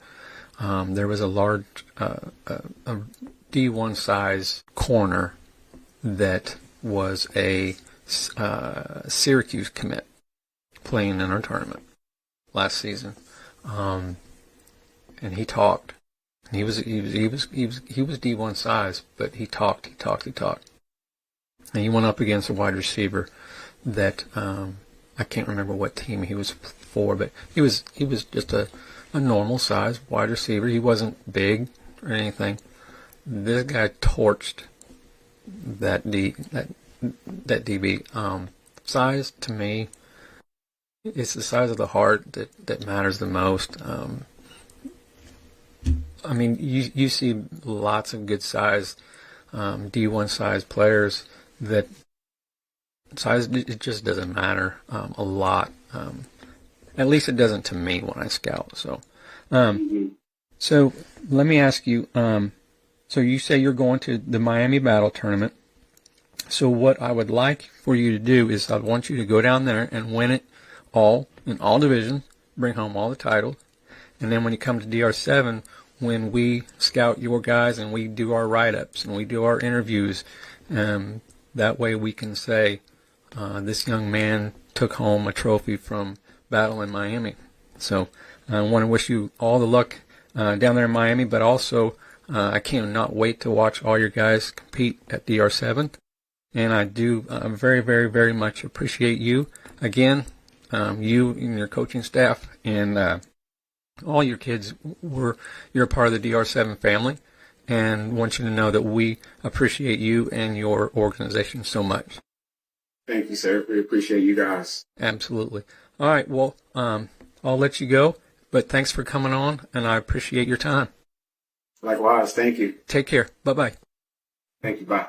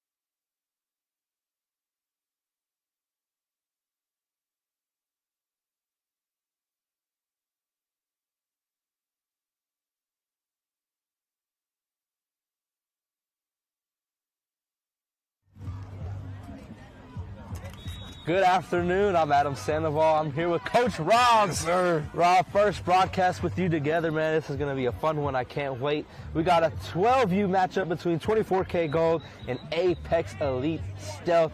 It's warmed up so far since we started this morning. It's a good 70 degrees here in Davenport, Florida at Northeast Regional Field.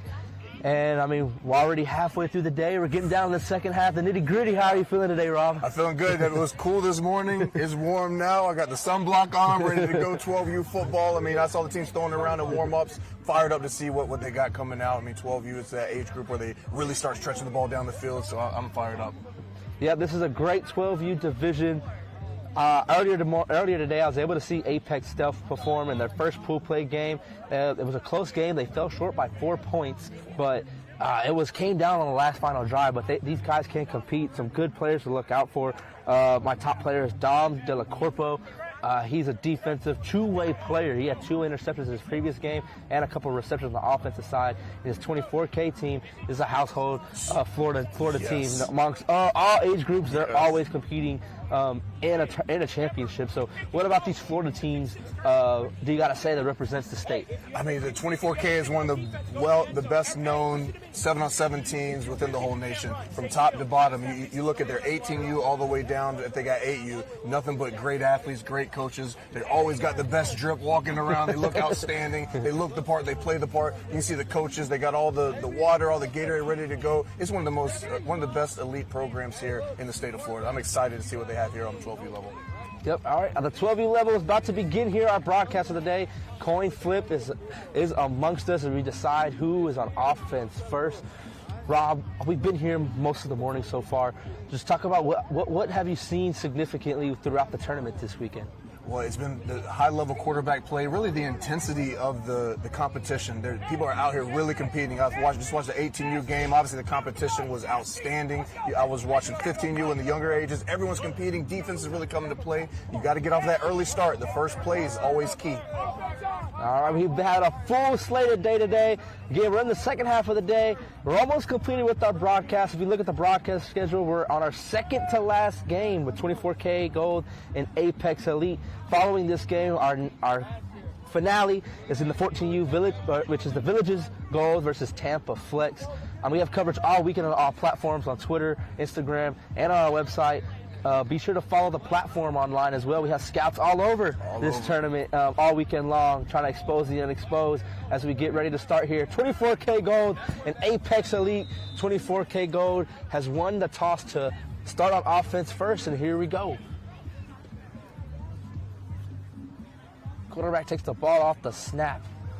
Looking for his receiver, throws to the near sideline. Number one's wide open, completed, and gets a decent gain. That completion was from number one, Damian Bullet Escobar. And that was a great play design, had his guy wide open. Again, I always say that first play coming out off the tee is always one of the toughest. You want to get the ball going. Now they're in second and manageable, and now they have their full slate of plays open to them.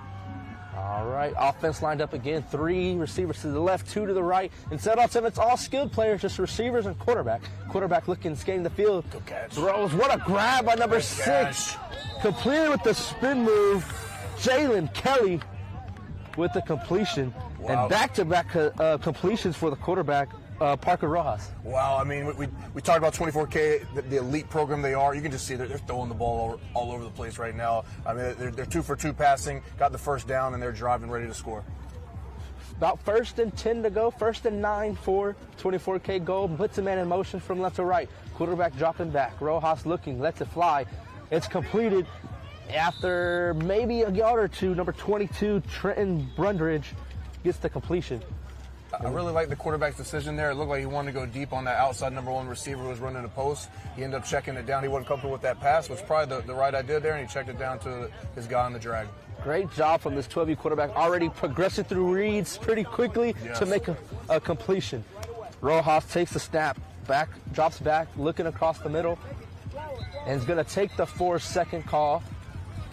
And on 7-on-7, 4-second call here at DR Sports, the DR7 circuit. 4 seconds is the equivalent to a sack. All it is a loss of down. And sometimes it might save you from trying to force a throw and get an interception where you lose a point. You might as well just take the sack and just regroup. Yes, and that's what I would tell my quarterback as the offensive coordinator. If you don't see, especially in the early downs, just eat the ball. You don't want to give the team points right away. You don't want to make a bad throw, especially this early in the game. You don't want to get down. Rojas takes the snap again. Searches to the right. Yeah, it's a man, and it's completed. No, couldn't complete it as he slid out of bounds. He had him on the corner, just a little tough catch for the receiver. The ball kind of died on him. That was third down. Then the defense gets points right here. 7-on-7, a little different. Defense scores. The defensive stop results in 2 points. Defense, you get rewarded points for defensive stops here at DR Sports on the DR7 circuit. 2 points for a stop, 3 points for an interception. If you run it back, it's the equivalent to a pick six. And that's 2 quick points for Apex Elite, and they get an early 2-0 lead with the offense coming on.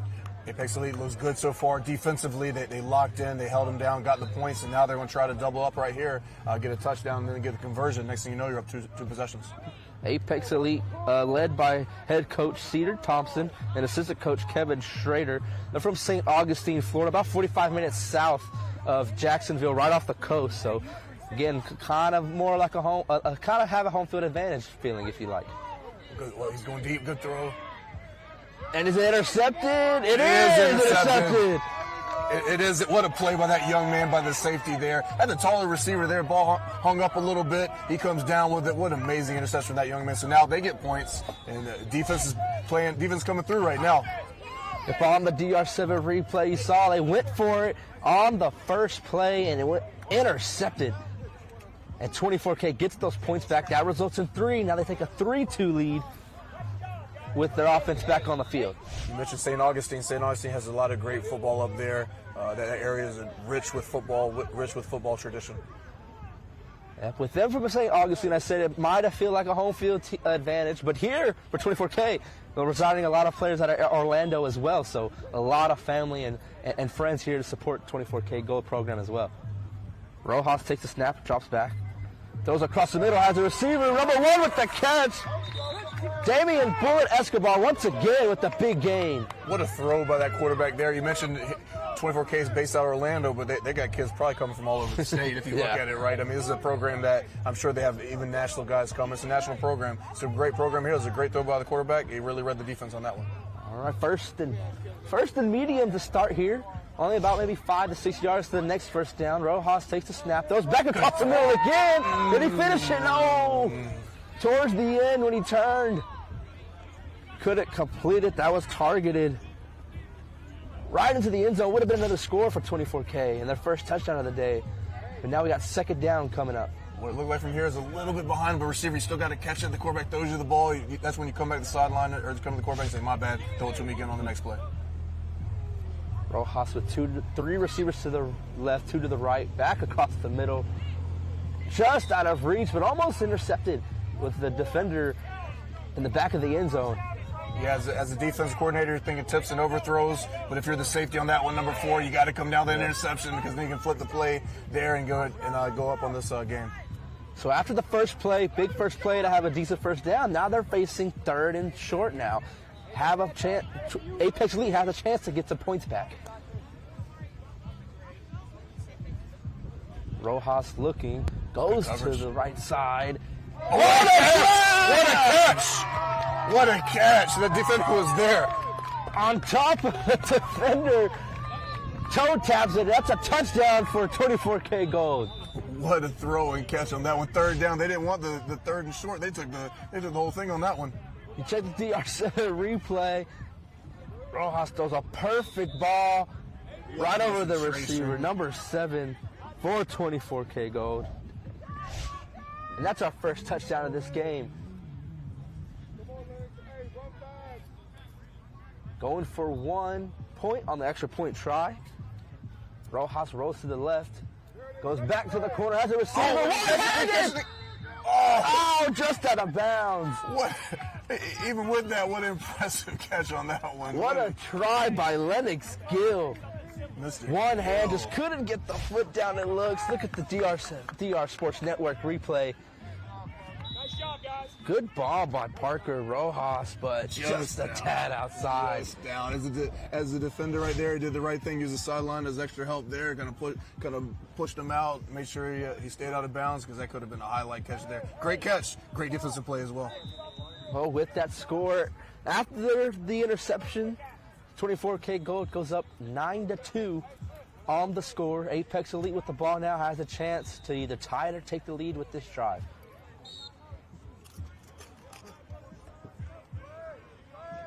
Quarterback Hunter Fico drops back looking, lets it rip with the completion, and he's finally touched.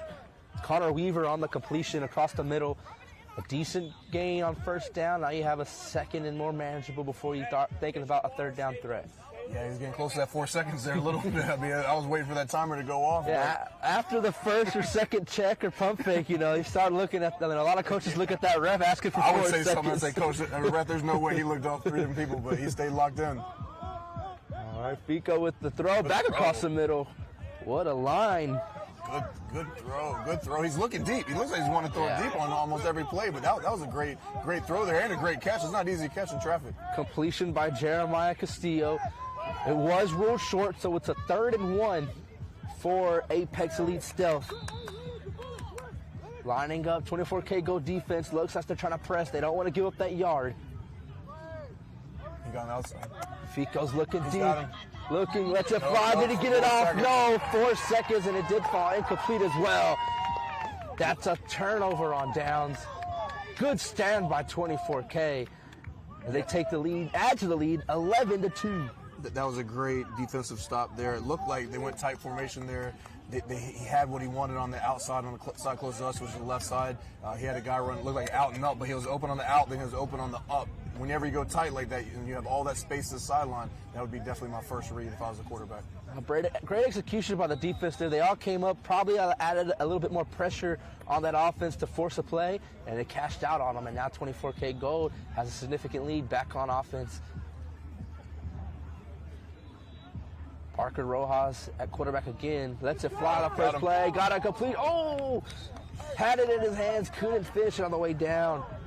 Would have been another first down gain with that completion. The fall's incomplete. 2nd down for 24K Gold. It's almost like you heard footsteps on that one. Footsteps. Defense is crashing pretty quickly on that one. Yeah, it's one of those zero footsteps. Think back to the fall or spring football. Like you catch a ball like that over the middle, the safety's definitely bearing down on you. Second try here for 24K Gold. Rojas with the snap. Good pocket press, and it flies. Another one. Did he catch it? No. Oh, hit the ground. Was caught. Fell out of the hands. DB gave it a try. Still hit the turf. Now a 3rd and long for 24K Gold. Yeah, they're really attacking the seams. They found something. They just got to connect. They got to catch the ball now. It's bounced off both their hands. 1 and 2. Both tries, like you said, both of them were open in the seam so far and just couldn't complete the catch. Yeah, as a receiver, you got to come down with those. Rojas looking at the receiver to the right side. Lets it fly. It's caught and completed enough for a 24K Gold first down. That's a great throw for someone 12 and under to the other side, just all the way to the sideline, on the money. Perfect throw by the quarterback. Fresh set of downs for 24K Gold.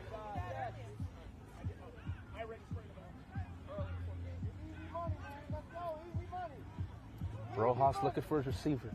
Fly back over the middle, and it's completed. No, incomplete again. They're just needing to finish the catch. You can see the coach over there. He's stuffing someone in. He's seen too many drops at this point because he's had 3 pretty beautiful passes. Just got to look it in. When I say when it comes to drops, it's either a mechanical or a mental issue. They're taking their eyes off of it, or their arms are not where they need to be, their hands. Just slightly out of reach for some of these. 2nd down coming for 24K Gold. Rojas with a quick completion and a short gain by Jalen Kelly.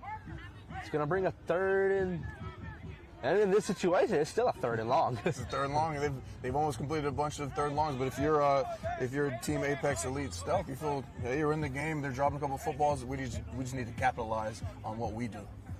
Big 3rd down here. 24K Gold could turn it over, or give themselves a chance to score. He lets it fly. It's caught short. A short year, the coach saying that, you know, a lot of times, you know, you say as a coach, like, you run the route past the sticks because you catch it, they're going to rally like they did, and then Apex Elite gets 2 points. 2 points added, 11-6 is the score. 24K gold still holds a lead. Apex not far off. A score here turns it all over. Turns the game all over. 3 defensive stops. I mean, defensively, they're doing what they need to do. They're helped by a couple drops, but they're right in the game, right where we need to be. Apex getting in formation. 3 receivers to the left, 2 receivers to the right of the quarterback. Hunter Fico with the shotgun snap, looking, lets one rip, another completion. Number 18, Connor Weaver. Yeah, these little short throws, they're on a line, on a rip, very strong. So adding to, like you said, the quarterback play that we've seen so far has just been very impressive amongst all the age groups we've seen. Yeah, the quarterback here for Team Stealth, Apex Elite, he's got a good arm. He's throwing pretty good over the middle. Now they just need to convert this to a touchdown and drive the ball down the field. Apex Elite lining up. Quarterback looking, searching, lets it fly. Incomplete towards the feet. What? Yeah, now it's, I believe it was 3rd and long here. Another 3rd and long with Apex Elite. The defense is in this game for them, giving them a shot. Offense got to come together and put a scoring drive at least once. Yeah, defense has kept them in the game. Now it's time for the offense. They got a big 3rd down there. It's a must-have. You don't want to give them 2 more points and then give them the ball because you got to assume they're not going to continue to drop the football. Offense breaks the huddle. Back on the field. Fico lines him up, takes the snap. Looking, lets a good ball throw on a line, just over the head of the receiver. And that's another turnover on downs. 13-6 is the score with 24K gold. Maintaining their lead. Yeah, 13-6. It was in a little bit of coverage. He had to throw it. He had the guy, just couldn't connect. I mean, it is, when I think of 12 and under, it's a little bit more difficult than it is when you're 18 and under. Those throws are typically made, but you got to come down with that connection. 24K gold offense back on the field. Still Rojas taking the snaps. Lining up his guys, moving a gut receiver from right side to the left. Takes a snap, searches. Got a completion by number 7 once again for 24K gold. On the first play, still moving downfield swiftly. Seems like this offense has already found its groove, able to move consistently downfield. Yeah, if I'm the offensive coordinator, probably going back to these seam routes. It looks like the defense adjusted a little bit. They got four guys deep. Rojas takes the snap again. Gets a catch and a lot of green grass he's finding. Uses his speed to his advantage. Cam Batten with the catch and run to get a few extra yards. First down for 24K gold. Cam caught the ball, looked like he was shot out of a cannon. He was quick, man. He's fast. 24K gold lines up pretty quick. Running their next play, Rojas takes a snap. Back up towards the corner, out of reach. Pass intended for Caden Ingram. But not a bad idea there. You had a good first down. You ran quick and took a shot. Might try to catch him sleeping. Yeah, I definitely agree. They switched up the defense. Looked like they went a little bit man there versus the zone they were just in. So you have those routes and a lot of the pick plays that are open now. Second down for 24K gold. They're about 10 yards to go to the next first down marker. Rojas with the snap, deep ball across the middle, double coverage is intercepted. Defense is coming through for Apex Elite Stealth. They are keeping them in this game. That gives them 3 points. Braylon Thompson with an interception, another 3 points. Closes the deficit again, 13-9. They're still within range. They're so close. Offense here has another chance to score and give themselves a chance. We look at the DR Sports replay on this interception. Yeah, it was trouble from the beginning. Double coverage there. They had the pretty well covered there, and they make a play. It looks like some of the old school Baltimore Ravens had Reed back there. Now they need the offense to come through, and Trent Dilfer to go make a drive on this one. Here we go. Apex Elite Stealth offense needs a positive scoring drive. First play is completed by number 18, Connor Weaver. They have a lot of money there over the middle. They're going to have to convert a little bit deeper routes. There's 3 and 4, 5-yard passes. Ultimately, it's keeping them on track, but they're still got a long distance to go. They need to stretch the ball down the field just a little bit. Fico takes the snap for Apex Elite, looks, throws it back across the middle, has a receiver, and it's completed by number 22, Dom Del Corpo. Again, like I said earlier, a guy we need to watch out for. Now he's playing on both sides of the ball.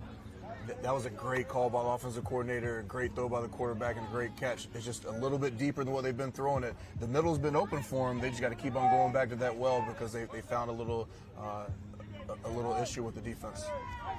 That play resulted in a first down for Apex Elite. First down on this very important drive for the offense. A chance to get on the board and score their first offensive touchdown. Fico drops back and looking for his receiver. Pumps, and the 4-second call is there. He takes a second to bring up second down. Yeah, I don't mind that again because this drive is so important. You don't want to have an interception for your team and then give those 3 points right back to the defense. So I don't mind that on first down. Maybe second or third, you have to read it a little bit faster. But first down, I'm okay with that. As we're getting near the end of this one, don't go too far. We're going to resume pretty soon after this game, our finale on the official DR Sports Network broadcast. Villages Gold versus Tampa Flex in the 14U division will end us here on Saturday's stream as Apex Elite here on second down.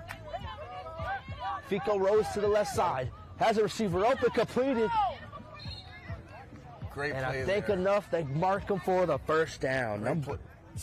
Great play there. I like that they're rolling the quarterback out now because it is hard for a 12-year-old to make those outside the numbers throws like that. So they rolled him out, cut the field in half. The guy on the outside ran a hitch, was open from the beginning. So that was a great play design. Hopefully go back to that. I would even go roll to the other side and go back to the hitch or the comeback on the other side. Like you said earlier, that was their bread and butter to get a couple of 3-4 yards before, and now they went a little bit deeper, had positive success, especially like I said, add to that rollout from the quarterback. First and goal for Apex Elite, looking to score here. Across the middle, incomplete, almost intercepted. Great defense by 24K there. Number 5, Caden Ingram on the coverage there for 24K. Yeah, they got that was a great defensive play. They try to go back to the middle. If I'm offensive coordinator, me thinking here, I would like that rollout again, cut the field in half on this big second down. Second and goal, they need to score here. Apex Elite smelling that end zone. If they're able to score here, gives them the lead for the first time, especially with clock winding down. You want to take that into a factor as well.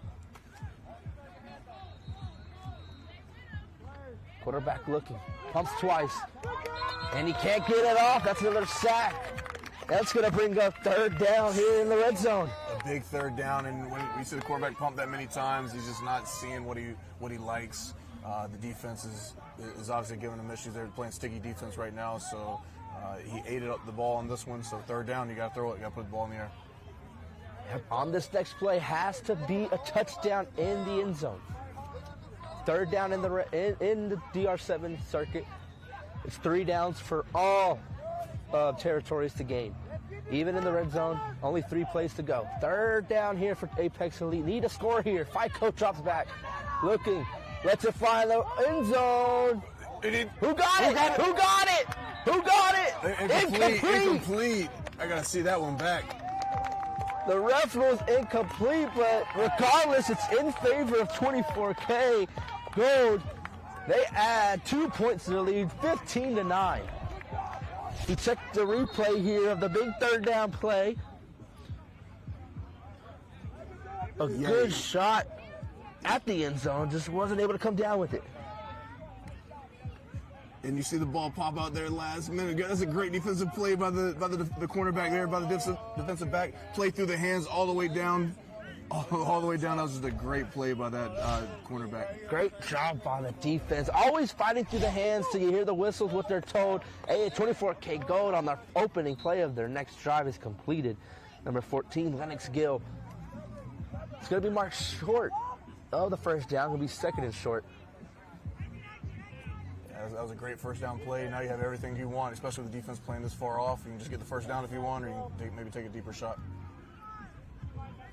Still not that big of a differential between these two teams, 15-9. Apex Elite's defense still has been hot enough to get a stop. They get another one here.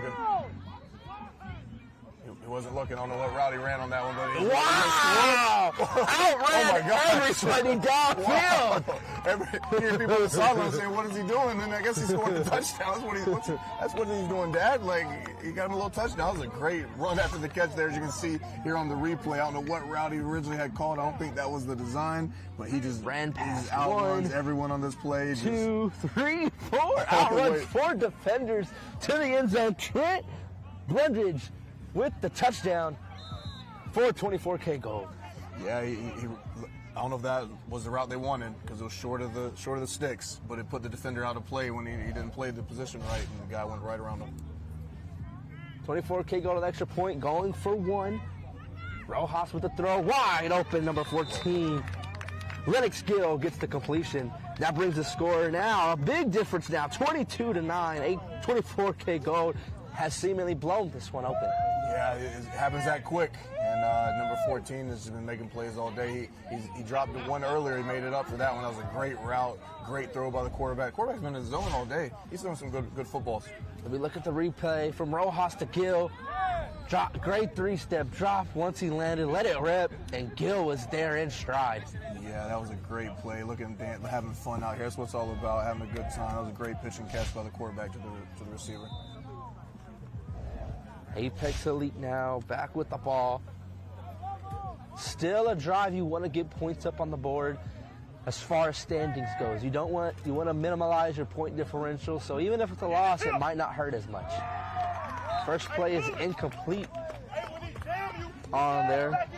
Yeah, they're going back to what's been working for them really all game, but now the clock's against them. They're up against it. But the thing is, Saturday pool play, 24K you expect is going to be in it to the end. Apex Elite's a really good team as well. So these are two teams that are going to be competing all Sunday. So it's just they need to figure out how to go against this defense, how to score points. All right, Road to the Crown is just getting started. We've already stopped in Houston. We're here in Davenport, Florida, and we still have the length of the season to go. All of you are saying, oh, interception on the deflection. What a play. They call a flag on that one, or is the interception going to count? I think just the interception. The 3 points should count, but they do have an injured player on the field, slow to get up. What a play. What a play by that young man breaking that up. Look at the replay. Quarterback FICO was looking, let it fly. A little bit behind, deflected, and then hauled in by 24K. Nice start. Yeah, what an interception on that one. Throw was a little bit behind him, but again, as a receiver, you want to come up with that football, but then 24K makes them pay, and they get 3 points. But as an offensive end, you almost want them to get the 3 points, so then you go ahead and get an offense again versus getting a touchdown, going for the extra point, and then giving the ball back to the other team. Yep, but that's going to be the icing on the cake. 24K gold locks this one in, 24-9. What a showing in this game. We started earlier. Apex Elite had the defensive stands that kept them in them. Yes. And then 24K offense capitalized and scored off of every turnover. And then, like I said, put the icing on the cake on that one with the interception themselves today. Right, yeah. Apex Elite, that defense was outstanding all day, but it's hard to stop a team like 24K consistently all game. 24K is obviously an elite program as well as Apex Elite. Two teams you will see on Sunday making a deep run. This is a great preview for what could be in store for us tomorrow. Yeah, both of these teams, like we said, we don't want to count them out just yet. They're in this hunt for a championship later today. Tomorrow. Again, you can have a great showing today, but we've seen it. It matters how you show up tomorrow. If you come ready to show up tomorrow, you have to give yourself the best shot at a championship to win here and punch your ticket to the Crown National Championship as well. But with the conclusion of this game, we still have one more game left. Again, the nightcap. Well, not the nightcap, more of our finale, right. per se, for us. We have Villages Gold and Tampa Flex in the 14U division. That's going to be the next game up for us today. But even though we're off a live stream, we're still, again, coverage is happening on Instagram and Twitter on DR Sports. We also introduced Drive 7 Bigs here for the first time. We debuted it. The second half of that portion is going to begin here pretty soon. Just talk about the Drive 7 Bigs that we've already seen today and what we look forward to, bro. Yeah, there's a lot of talent there in the Drive 7 Bigs. You go over there, it is talent led by 2 NFL guys.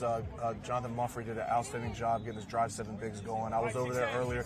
Those guys are competing, their tail off. There's a lot of talent over there. I'm excited to see the wrap up here in a little bit. I think they might be going right now, so I'm gonna work my way back over there. But it's a great event. So if you have a Bigs offensive or defensive line, we love the big guys here. So go ahead and bring them in to any Drive 7 Bigs we have going on, and it's a great time.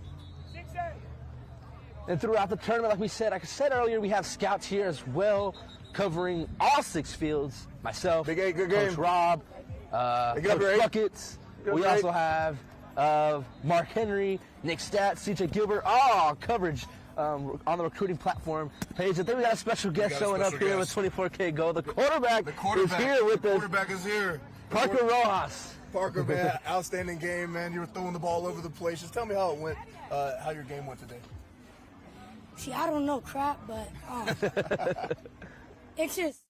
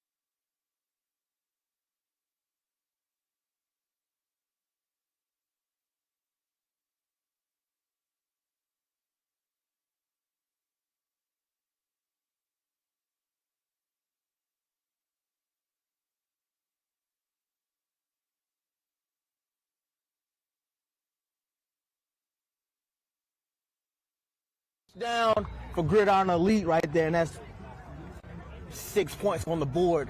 See what they'll look to do. Well, as you can see, the arm slot, he changes his angles of the throw, threading it through the defense. That's what you're looking for on the next level. As you can see, right here, the arm slot goes down, boom, right in the back of the end zone.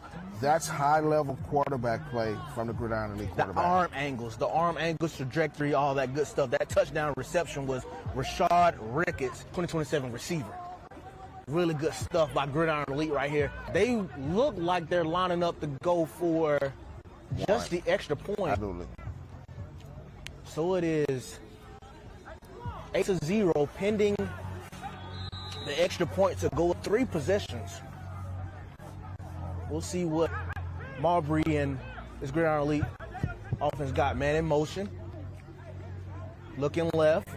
He launches it, but it's incomplete, and the score will stand 8-0 Gridiron Elite. Well, nice drive by the Gridiron Elite offense, CJ. They got down the field, methodically made the plays where they needed to be, finding the holes in the defense to capitalize on that first drive. Now, FiveStar, the onus is on them now. They have to come down and make a play here and get in the end zone so this doesn't get out of hand too early. definitely can get out of hand too early. And like we've seen before from FiveStar, they tried to chunk it down the field, get some quick points here. We'll see what they do on this next drive right here. Elect to go short, and it will be short of the first down, but it's laundry on the field. This may be unsportsmanlike conduct. Well, great job by the receiver, the concentration, the strong hands. You can see to pull the ball in and get the reception. I like what I'm seeing so far on this drive from FiveStar. Can they continue this and get in the end zone for stick? And it will be unnecessary roughness. It will be a free first down, 15 yards on that penalty, so it'll be 1st and 5 for FiveStar power. A.J. Chung, still the quarterback for FiveStar.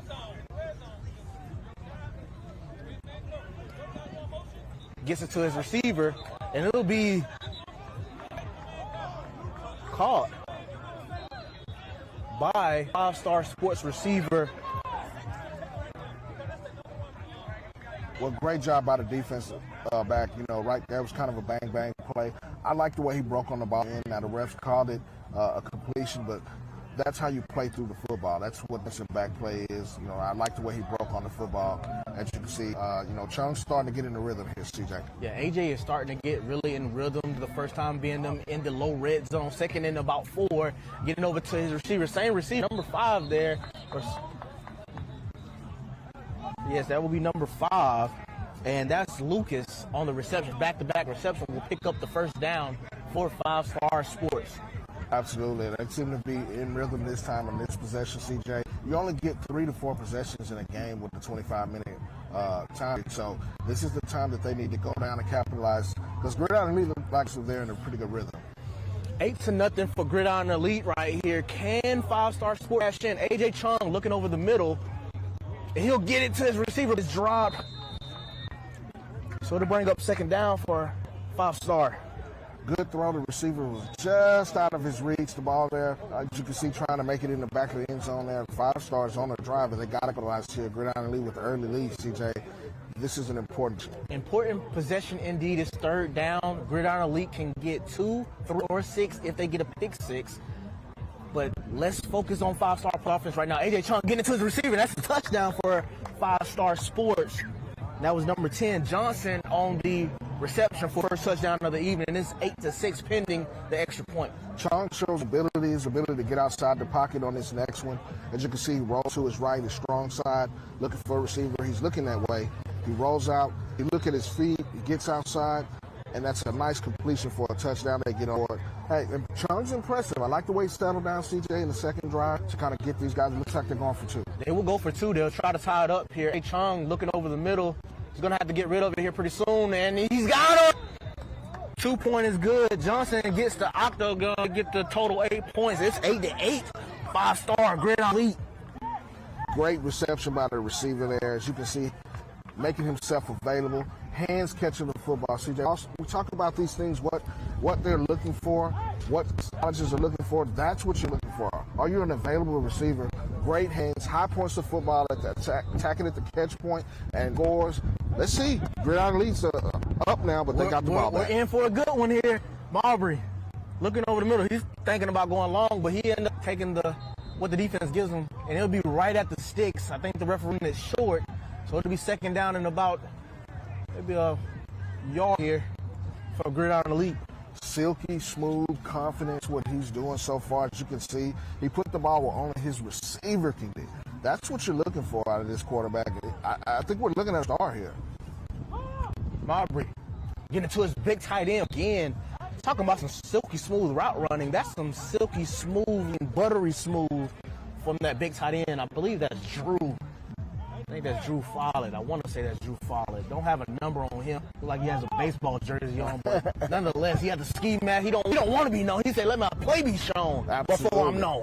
Well, something about him is special and sticks out, and that's what you want to see from your tight ends, be able to make those catches in traffic. Picked up the foul first and about 9. Really good, strong catch by the Gridiron receiver there. Really good throw, too, but Bryson Marbury.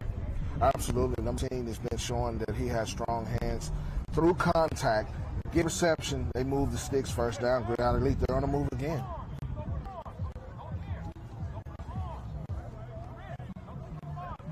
So it'll be second and short right here for Gridiron Elite. Marbury looking like the real deal for Gridiron Elite and for his high school. He's going on a long shot to his receiver. It's wide open for a touchdown. And that's number 11, Marcus Clark, 2028 receiver. Easy pitch and catch right there for the Gridiron Elite. He's on fire, CJ. First two drives, very, very calm. He goes through his reads and progressions very quickly. This is the reason this guy's one of the top sophomores in the state of Florida, right? He's getting national attention. You mentioned the offers already. This is what it's about. It's exposing and unexposing. You're seeing these guys on the DR Network down in Davenport, the road to the crown. 18U to Vijay, it's about to be really, really good here. So right now, pending the extra. Wide open once again. And I'm telling you, they're confused on the pick plays and the mesh concepts. And that's a really good ball pitch and catch by Marbury right there. As you see my guy, Coach Mike Siciliano, giving thumbs up, man. Shout out to him. If you go on the DR Sports Network YouTube channel, get an interview where we talk about these things. We talk about the Gridiron Elite program and some of the guys, as you see, the guys celebrating the score. Gridiron Elite up in this particular. This is pool play, but hey, Crown Sunday is where it's at, CJ. This is guys are building for. Pool play important as points get put up, and I think you're not knowing that they're going to be one of those teams to look for on Crown Sunday. So another drive by FiveStar Sports right here. AJ checking to his receiver right at the sticks. It'll be short yards here. You can tell right now on the sideline, Star Power coach is getting after it, trying to get them locked in for this initial drive that they have to face, knowing that Marbury's on the other side of this, down to 8 right now. Chung, second for FiveStar. Looking over the middle, taking what the defense gives him, and this will be another first down. It'll be first down from about the 25 line from FiveStar. Well, Chung is definitely picked, and you can see that, you know, he's got his confidence up. He's got his rhythm now. Third drive for FiveStar Sports. I mean, CJ, you got to get on here to put the pressure back on them. And definitely, and that's exactly what I was going to follow. All right, we'll wait after this. Chung, look over the middle, and it's wide open in the zone. And will it be a touchdown? The touch will be short, but nonetheless, it'll be picked up enough for a first down and down 2 yards inside the goal line here. Absolutely, you mentioned nice play inside the red zone. They're moving this football, catching in. That's the key. They got to get a score here. So first goal from a 2-yard line. Chung looking over the middle, and it's caught. But will it be in those? We're trying to decide it. Let's go to the replay and see. I believe it was out of bounds, but definitely let's try to get a replay right there because a rocket shot by Chung. So you can see, backs up, right down the middle. And man, great angle of the DR Sports Network. Man, shout out to the guys behind the scenes. That's a great angle of it. Shout out to my dog up there. I know it's breezy up there getting them shots. Boom, you can see it right in the back of the end zone. Hey, I don't know. That's a tough one. We'll run it back. Got a big thing on Crown Sunday. Definitely so. That'd be a play where they'll come back and be a play. It'll be second down and short right here for Chung and his FiveStar offense.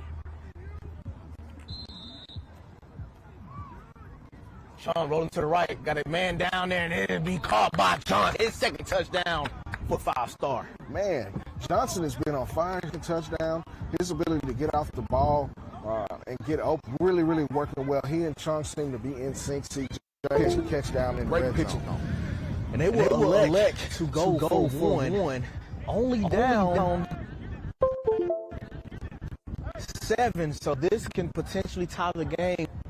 We'll see what we're talking about right here from FiveStar Sport. Chung, 1-point conversion. What will he do here? Easy. Get it to his receiver. That's what he'll do. It's 15 up. Well, Chung's looked at that first drive. I think he's a guy that you got to look at going into Crown's positions. That's going to be prominent. I like what FiveStar Sports is doing here. These guys have really picked up the pace. The offense is in sync now.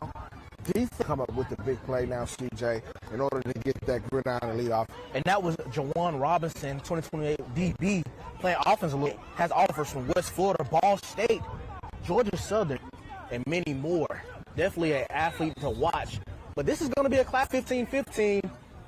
Halfway to go in this ball game. Pump fakes. He's going deep. Will he come down with it? It's all the way out there. He's out.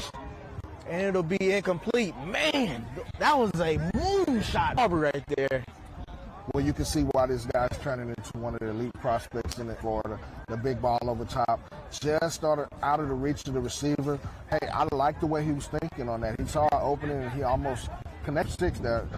You can see that this guy has the arm talent and the moxie to get that thing right on his receiver. And I'll tell you one thing. I talked to Coach about this too. The elements, the weather, the wind is tax of the DB. So for Marbury to launch that ball and it be kind of in point of the breadbasket of the receiver is really telling his arm strength. Second down for Great Marbury. Little handsy right there by the FiveStar Sports defender, but it won't be called. It'll be third down for Gridiron Elite. Pivot down for Gridiron Elite right here. FiveStar Sports has to get these off the field. This is the first time the defense has started to stand up. You can hear coach in the background telling them, hey, this is the money down. This is third down. This is crucial. Know where the sticks are and keep these guys in front of you. Points on the board for FiveStar Sport thinking, let's get off the field. Let's get an interception. Let's get something going. A.J. Chung and his offense. Let's turn offense or let's turn defense to us here. Absolutely. They got to get these guys off the field. Get some right here. Third down. 3rd and 15 for Marbury. He's pump faking over the top. He's trying to head over the top. It's overshot, though. That's 2 points for our sports. They now take the lead 17-15, but it's a flag on the field. Check the flag and see what's going on. But, hey, I think that was a great stop. We have holding on FiveStar Sports be a free first down for Gridiron. Well, when you're playing defense, and you got these and you want them, you cannot give up these type of plays with a sure penalty with the time winding down, CJ. Man,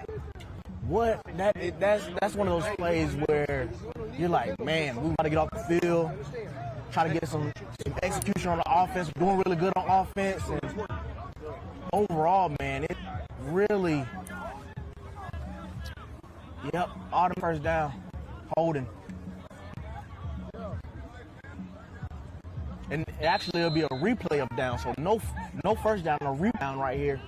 They'll get off their own end zone, and it'll be 10. So another money down situation for Marbury and his great lead offense. Got to make him earn it here defensively, FiveStar Sports. And he'll get it to his big tight end, Drew Follett, his first down. So regardless, Gridiron Elite kicks in and gets that first down. Definitely, they gave him another shot. You got to get these guys on the field. In a tight game, DJ, those opportunities are scarce, and the defense has to stand these guys off the field. So first down from about the yard line going into the end zone here. Marbury just slowing things down, getting it to his receiver's check down, and he'll pick up the rest. And that'll be another set of from for Gridiron Elite. At a great pace by the offense, as you can see, they're trying to take advantage of the opportunity. And that penalty is looking right now as a crucial play here in the latter game, CJ. They got to get these guys off the field. You got to have the Star Sports defense has to step up right here. They have to get off the field here. Marbury looking for Drew here. They throw it underneath to his receiver, and that's number 11. Marcus Clark, once again, he's had a touchdown last drive. Well, Clark has been prominent in this. Really connected with him on the first drive, with him on the second half of this game that he started to heat up. I mean, you got to look at the opportunities this defense has to stand up, get these guys off the field. It's not over. They need a turnover right here. They need momentum on their side. It seems like Gridiron has all of the momentum right now. Michael in control of this offense in this game, along with receiver Drew Follett. That'll be time, though, so it'll bring up money down, third down and short for Gridiron Elite. Now, FiveStar Sports, CJ, they've been in this predicament all game long. third down and they give up the big play. The previous few plays have had a penalty to sustain the drive. This is crucial right here. When you talk about money downs, this is the money. This is big bank time. Big bank time. Big bank time. 3rd and 5 for the offense. Can FiveStar Sports, off the field here. Marbury looking over the middle. He has a man open. Will he get in? Is he touched short? And that's 2 points for FiveStar Sports right there. And they do take the lead. That's good for that you can see right there. The defense up big in crunch time, CJ. We talked about this. The play before. These guys have been at this particular part of the junction and couldn't get off the field what they did on that one. Yeah, definitely. Really good stuff right there. Break. Try not to allow the penalty to affect them or route. Get on the goal line right at the 5 and turn offense the way that's been humming. FiveStar Sports now is in the lead 17-15 with AJ Chung and offense rolling right now. Now this is Chung's opportunity to show, hey, I'm a pretty prospect of my dadgum self. You know what I'm saying right here. We've been talking about right the whole game, but Chung's on fire here in the second half of this game. Good strong catch. Strong. Now it's Lucas once again. We numerous amounts of times right here on this FiveStar Sports Ball Club for 18U. And really, like you said, Mark, this is AJ Chung's time to put his name on a lot of people's radar. Absolutely. I mean, the state of Florida, man, some of these guys, you're seeing it right here on the DR Sports Network. Seeing it. So it's 2nd down right now. Stadium for FiveStar Sports. AJ over the middle. He has a man wide open. I believe he was touched, but it will be a 1st down for FiveStar Sports. Real sharp. Ever since that first drive, we talked about it, CJ. He has been sharp. He's been on time with his throws. He's made big throws when he's had to, and it looks like they have a stoppage in play right here. Oh, it has actually expired, and believe FiveStar Sports will win that ball game with the 2-point that they got on the defense, 17-15. So FiveStar Sports will get the victory. What it's all about is timely plays at the right junction. As you can see, they were kind of playing behind the 8 ball, behind the sticks in time, but the defense stepped up when it counted, stopped the gridiron lead. Red zone, 2 points is the difference in the game. That's the reason your defense has to be out and take their chances in getting these plays done. And I think the telling this whole process for FiveStar Sports was the bend break mentality. And then when the offense caught up with it, it meshed with the dwindling seconds of the clock and ultimately let them get this victory over good, well-established Gridiron Elite Ball Club. But nonetheless, man, Young and a lot of these guys, Johnson, Clark, receivers did a tremendous job sticking right neck and neck with Gridiron League and win 17-15. So really good stuff. Any closing remarks? Well, I think you see teams on Crown Sunday that could be, in the final part of the bracket. Man, this is what on pool play you establish yourselves and you kind of find out what Saturday is the fill-out process. Sunday, it's cutthroat. It's win or go home. And these two teams you'll definitely see prominently on Crown Sunday. And that will do it for the 18U pool play game between FiveStar and Gridiron Elite. FiveStar Sports get the victory, 17-15. Don't go anywhere. We got more pool play games available. U14U will be next. This is CJ Gilbert with Mark Henry, DR Network.